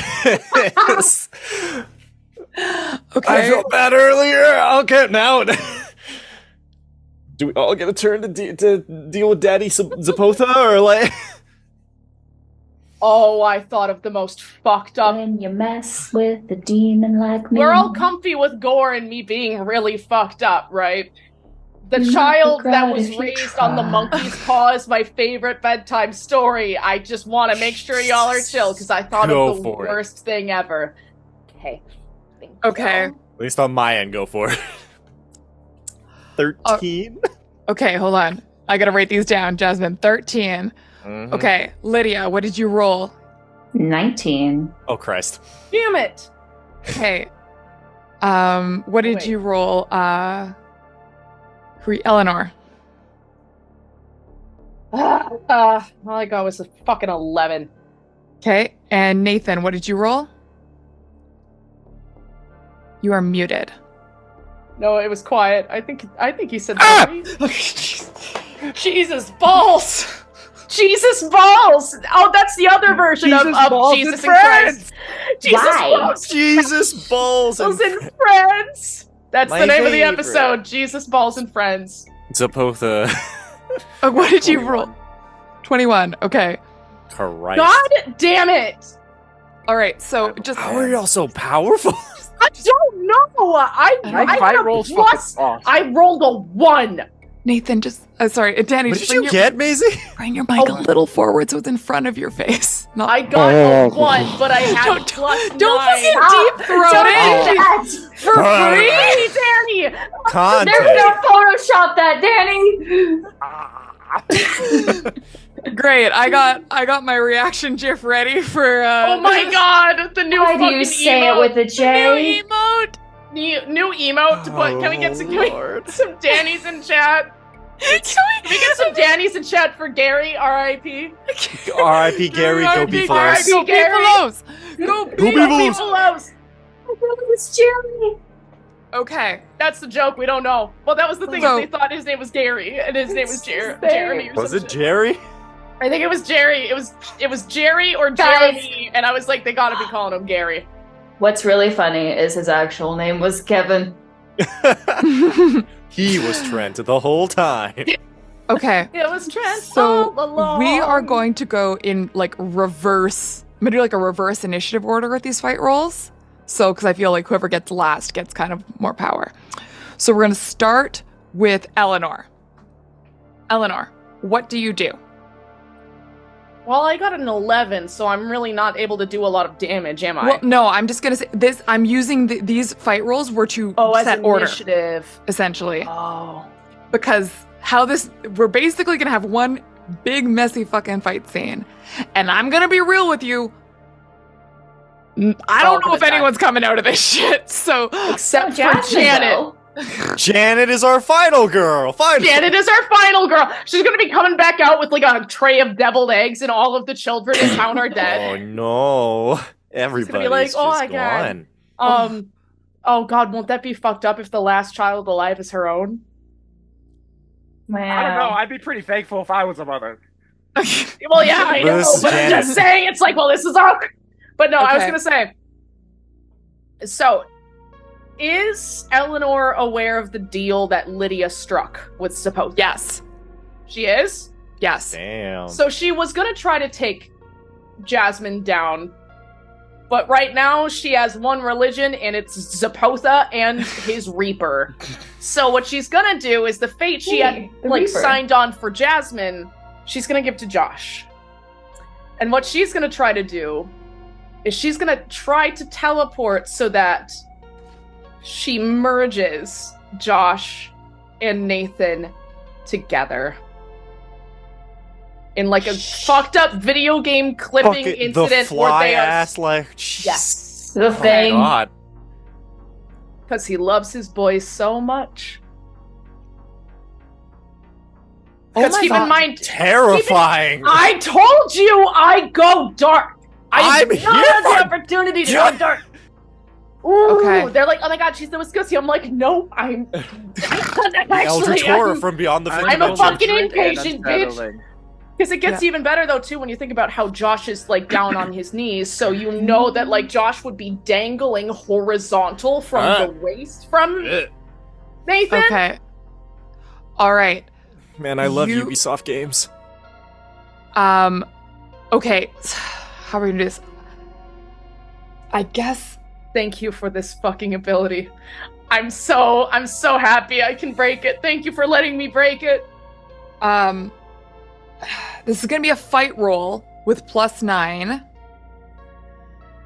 And I'm gonna have Nathan roll well, you tell me, Nathan, what are you gonna try to do to oppose this? Just tell me what this? stat you're gonna roll. Like oppose what's happening. Yeah, oppose the being merged with Josh. Well, he doesn't know he's gonna be merged. Yeah, I know. I think the thing he's aware of is that if she touches you, she can move you. Okay, what I'm gonna do is because you rolled that 21 on this, so I'll just get to say, because this is kind of such a fucking finishing move, Nathan, you get to act at the same time. So what are you gonna do to attack? Nathan. So my plan initially Okay. was Nathan, now that he knows what happened to his sister, sees what's happening to Eleanor, sees the Grim Reaper, and his girlfriend has turned into fucking evil, fucked up Wolverine. Wait, she wasn't that before? He's looking around My and he's claws were just like, emotional. what the fuck is happening to us? What? Guys, we used to be. What happened to the guys, plot of the movie? You used to call me on my telephone. Go and hang out at the barn. He's just like, this is not us. And he You has started this it. feeling of Did he though? Yes. He has this feeling. He killed the first person. No, he killed the second person actually. That's So- true. Actually, Yeah, you could've Eleanor gone started home. it, I think, didn't you? No, I Eleanor was. I teleported literally. in. I didn't tell her to kill Francine. I just said get away from the murder No, cow. Robbie. Anyway, that's fine. That wasn't me. That was Zepotha. I think now that you've seen, that what happens, it was you possessed by Zepotha, Yeah, that's not me. but it was your body. It was It was. it was your free will. It was. It's not my free will. It was okay, I guess. uninformed. It was more. It's. You know what? It's the idea of like neglect. The idea of neglect killed Robbie. The concept. The concept of neglect. Concept. Do it. I just didn't save him. Excuse me, coroner's note. Death By neglect. by concept Three- of neglect. Not 3 death by neglects to nebulous the concepts. chest. 3 neglects to the chest. Consult Danny. He knows how to survive it. Eleanor, I will say now that you have been possessed by Zepotha, you understand. You and Lydia both understand the machinations of these deals a lot better. Every single deal you were presented was violence or nothing. The deal you were presented was don't interfere in an event that was already taken or murder. Oh. I like that Lydia canonically is like so far the only one who just actually doesn't take a deal and did choose to do nothing. And Danny. Reaper. And even tried to be like, Danny. don't do it. Literally, Jasmine's choice was Lydia and just Danny. aging. Yeah. Yeah, now that you mention it. But then, now that I think I am actively asked too, like the so other hold side, on. I there's do nothing need to happening. ask this. If Eleanor would have done nothing, would they both have been alive? No, Alaine would have Okay. died. Oh yeah, no, then she's fine with it. She just Whatever. was interfering in an event that was already taking place. Trolley problem, yeah. Yeah. But I'd rather have one dead than two, that- but that that didn't. you switched the trolley, you hit the lever on that track. Well, technically, Robbie's potentially still alive, period, question mark, where if Alaine was Robbie's guaranteed death, then it wasn't That's the trolley what I'm problem naturally. saying. Yeah. Anyway, She Still hopes that her don't worry arms about were it. noodly enough and kermity enough that like she could do as much damage. Okay. And then her bestie killed a child, and then it was like, oh, This has been some so point. much. Nathan, what does Nathan do? What is oh, Nathan's do I? plan? Am I still rolling to? Well, no, we have to. You didn't let Danny finish talking about what he's gonna. He's saying, so "Hey sorry. guys, what happened to us? We used to be friends." What happened to us? Yeah. He looks around because Nathan We loves were never everyone. friends. He wants the best for everyone, even for Lydia, even though Lydia does not want the best for him.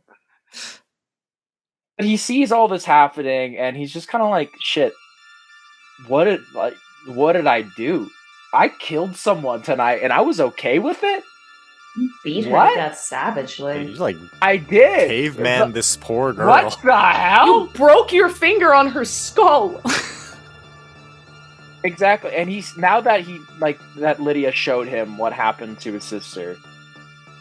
He's holding on to Eleanor in his hands, and he just kind of looks at Eleanor, and he sees the eyes, the X's, and he refers back to the memory, and he just gets really sad. He goes, "I'm sorry." And he just lets it happen. Right. So, Eleanor, give me that description of what happens to Nathan and Josh.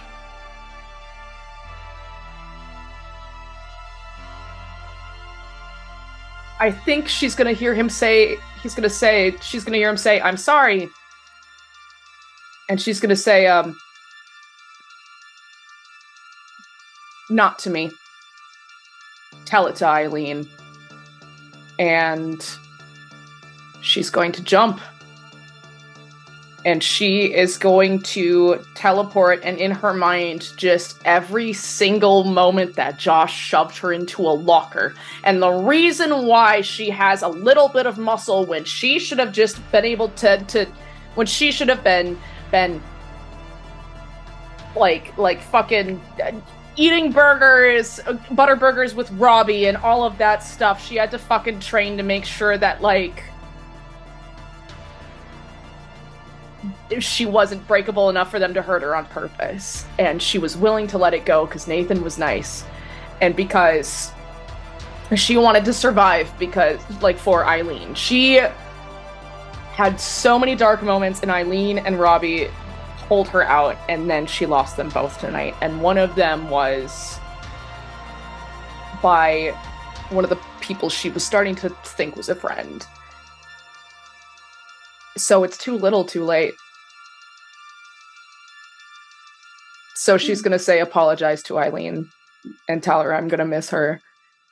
And she is going to make sure that they merge. And she knows that like the most likely scenario is Josh, if he's still a stool, still being horizontal, or if he's standing up, she wants them to almost perfectly fucking overlap. So that they flip through reality. So that they like suffocate and drown in each other. And they are crushed like from within as their bodies have to hold double the organs. And so so he can finally be close to his boys the way he teased her about. Beefaloes. Nobody, no, Beefaloes. because all she's thinking is he was talking about the way that she would look at Eileen and how much pain she was in from that, and how he wished he could be closer to his boys, and how they could see through his eyes, and now they will, because they will be sharing the same eyes. And she lets it happen, and she finally releases her arm from his chest. And then she's just gonna look to Jasmine to see her react. Jasmine, you've got that nerd streak.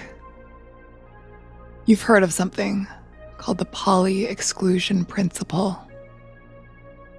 That two objects cannot occupy the same space at the same time. And you see what happens when they are forced to. As neither of those objects exist anymore. What do you do? So is there like a pile of what was once Nathan and Josh, or are they just like cease to be? No one would identify them from what is left in front of you. Okay. I think Jasmine lets out the most blood-curdling scream, somewhere between grief and...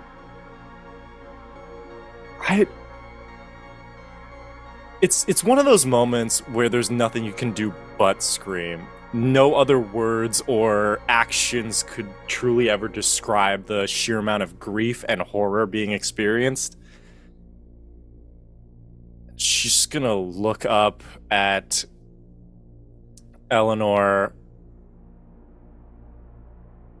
and I think there's definitely fear, but it's the same kind of fear that you would, for the viewing audience, would have clocked in a flashback, perhaps, of every time Eleanor was bullied, just as they grew up and, kind of got over it, but that first moment, the first realization that they were on the bottom of the totem pole. And I think Jasmine's just gonna fucking run. Oh, I don't think so. Jasmine, give me a flight roll. D12, save me. If possible, I would like to use my powers to protect myself, because I clocked this. Did I clock the scythe? Yeah, oh yeah. Yeah, okay, clock the scythe. God, I want to do character art of this so bad! So what kind of shape-shifting ability do you use to run faster? Or to escape better? I would say either... In my mind, there are two options, right? I could either go like cheetah, like fastest land animal, or I could go like peregrine falcon and... I will tell you, you will still roughly maintain your mass. Then never mind. That'd be a very big bird, and also peregrine falcon only get that kind of speed when they are diving. In that case, I am gonna go cheetah, and if I could add in a little bit, can I give myself crocodile skin? Fuck it, yeah. You're a It's hard crocodile. enough to deflect bullets. And I'm just gonna fucking book it. Okay, give me a flight roll +3 for using your ability. You got it. This is the D12. Oh, please. So the first one's a 12, so there's a chance. I fucking love these dice so much, please. I have a +3 to this, and for my flight, I do not have anything added, but there's a chance that I need to put that somewhere else. It keeps falling.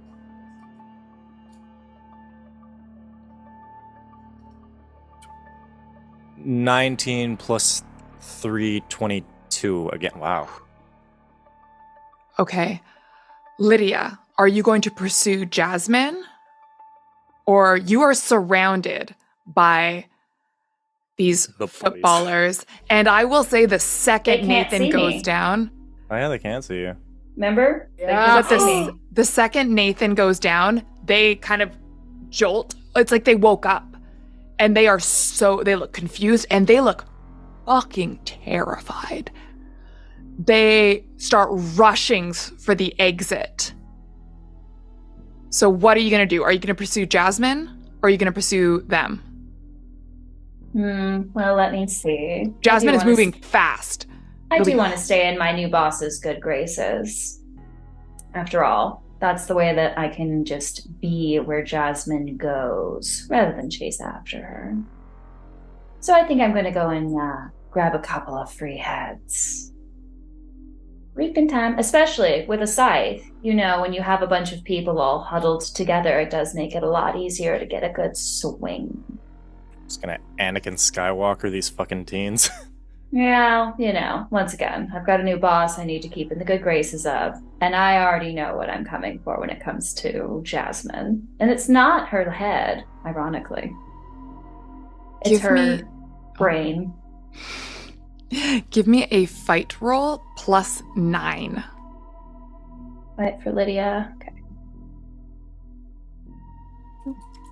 Because you are using your ability of invisibility as well as channeling. 11 + 9, so 20. Out there, partner. They didn't stand a chance. They couldn't even see what was coming for them. To ribbons, you say. To shreds, you say. The only notice they have of Lydia are seeing where the splashes of blood of their teammates stop mid-air. But that's not enough. We cut now to Jasmine running full blast, the screams of the entire football team just echoing behind you. And you rush into the woods. You escape.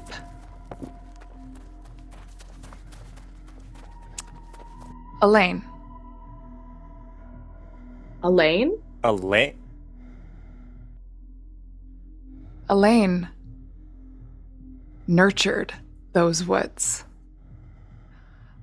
Alaine cared for them her whole life. And when her moment of twilight came there, Zepotha forgot that there are some things out there, even older and more powerful than demons. Alaine, you emerge from the dirt, not quite a person, but part of the wood itself, the dark wood. And you feel Jasmine and Zepotha's presence with her, rushing. What do you do? We can't have that. No more demons in my fucking woods. She's going to use the vines and just right in her, basically right in Jasmine's path, like clothesline her. So, bam! Sends her flying. Bam. Fleeing through the woods. The last thing she sees before the vines completely entomb her is her own reflection in a pond as this horrific reptilian animal thing. And the last bit of imagery she has of herself is this. And it's the last thing she ever sees. We're just going to cut away from that scene. So sick and tired of these demons in my I just want to be woods. pretty and go home. Why did I run into the forest? I love it when you play victim when you literally killed a whole ass human being so that your skin could clear up. They're Have you heard clearly of still fucking here. Accutane or some shit, bitch? Not I'm murder. in the Midwest. I don't know anything. Eleanor. You're so right. Being from the Midwest, I have no clue how to be pretty without human sacrifice. Yeah, it's true. And that's not the method. Um, It is. Why do Eleanor. you think I look like? No, I'm just kidding. Eleanor. You watch Lydia reap. You can see her fine. The precision with which she moves, informed by the demon that flows through your veins. You feel something inside you, like a timer running down. Your moment here is almost over. Your deal. Almost satisfied. You can take one more action. What would you like to do? She's gonna ask Zepotha who else he wants. She wants to. Her first deal was Josh and Nathan for saving Danny's life, and then she offered her life so that she could last a little bit longer. She knows she's not surviving this, but I think Zepotha knows that she wants Eileen to be okay, and she doesn't know that she is. So she's gonna do is. To be clear, Eileen's not okay. Eileen is the Darkwood. Eileen is a soul trapped in the wood, possessing. Knowing trees. Eileen, it's what she would want. But You became tree. Do they You not want to became say tree. goodbye? This is the worst version of the fucking Giving Tree I've ever read. This like is the the best taking one, tree. dude. I grew up on Edgar Terrifying. Allan Poe. So what? If it's a free action in this, Ellie is just gonna ask.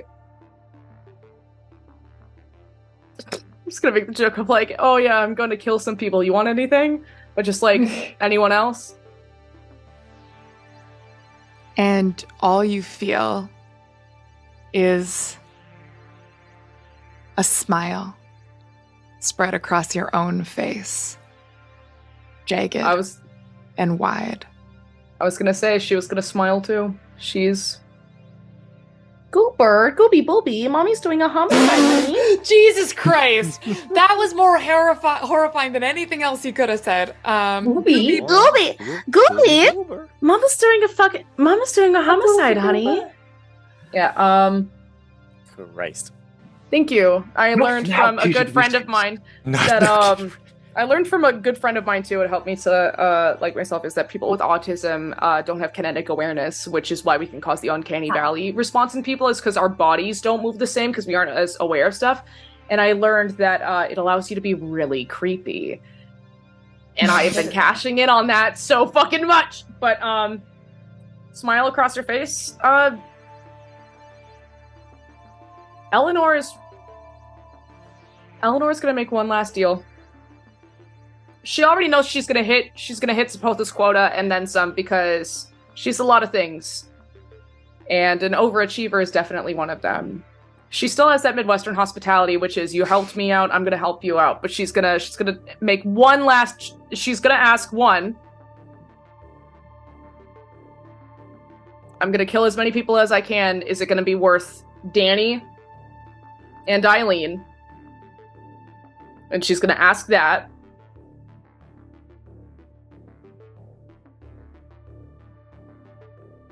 And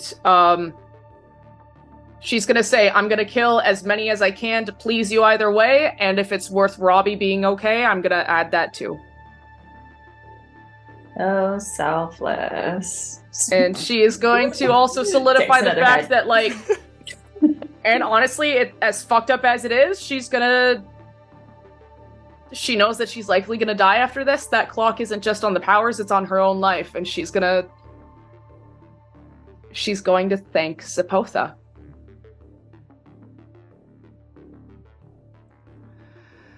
From, like, the depths of her bones, she's going to thank Zepotha. Never thank a demon. And she is going to, she's gonna try to use her teleportation. Give me a second. Let me cook. I think I got it. This murder sponsored by Zepotha. Go ahead, yeah. Let me know. I think this is the final scene.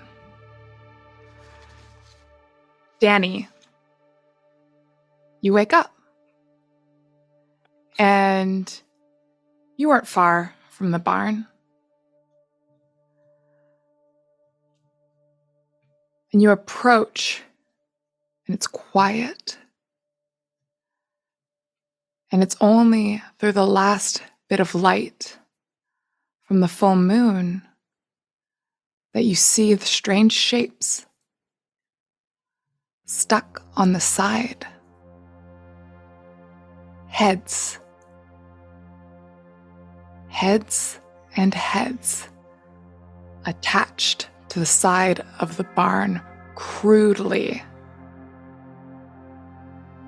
And the blood that soaks the soil makes it rich. And the dark wood grows darker. And that's how the film ends.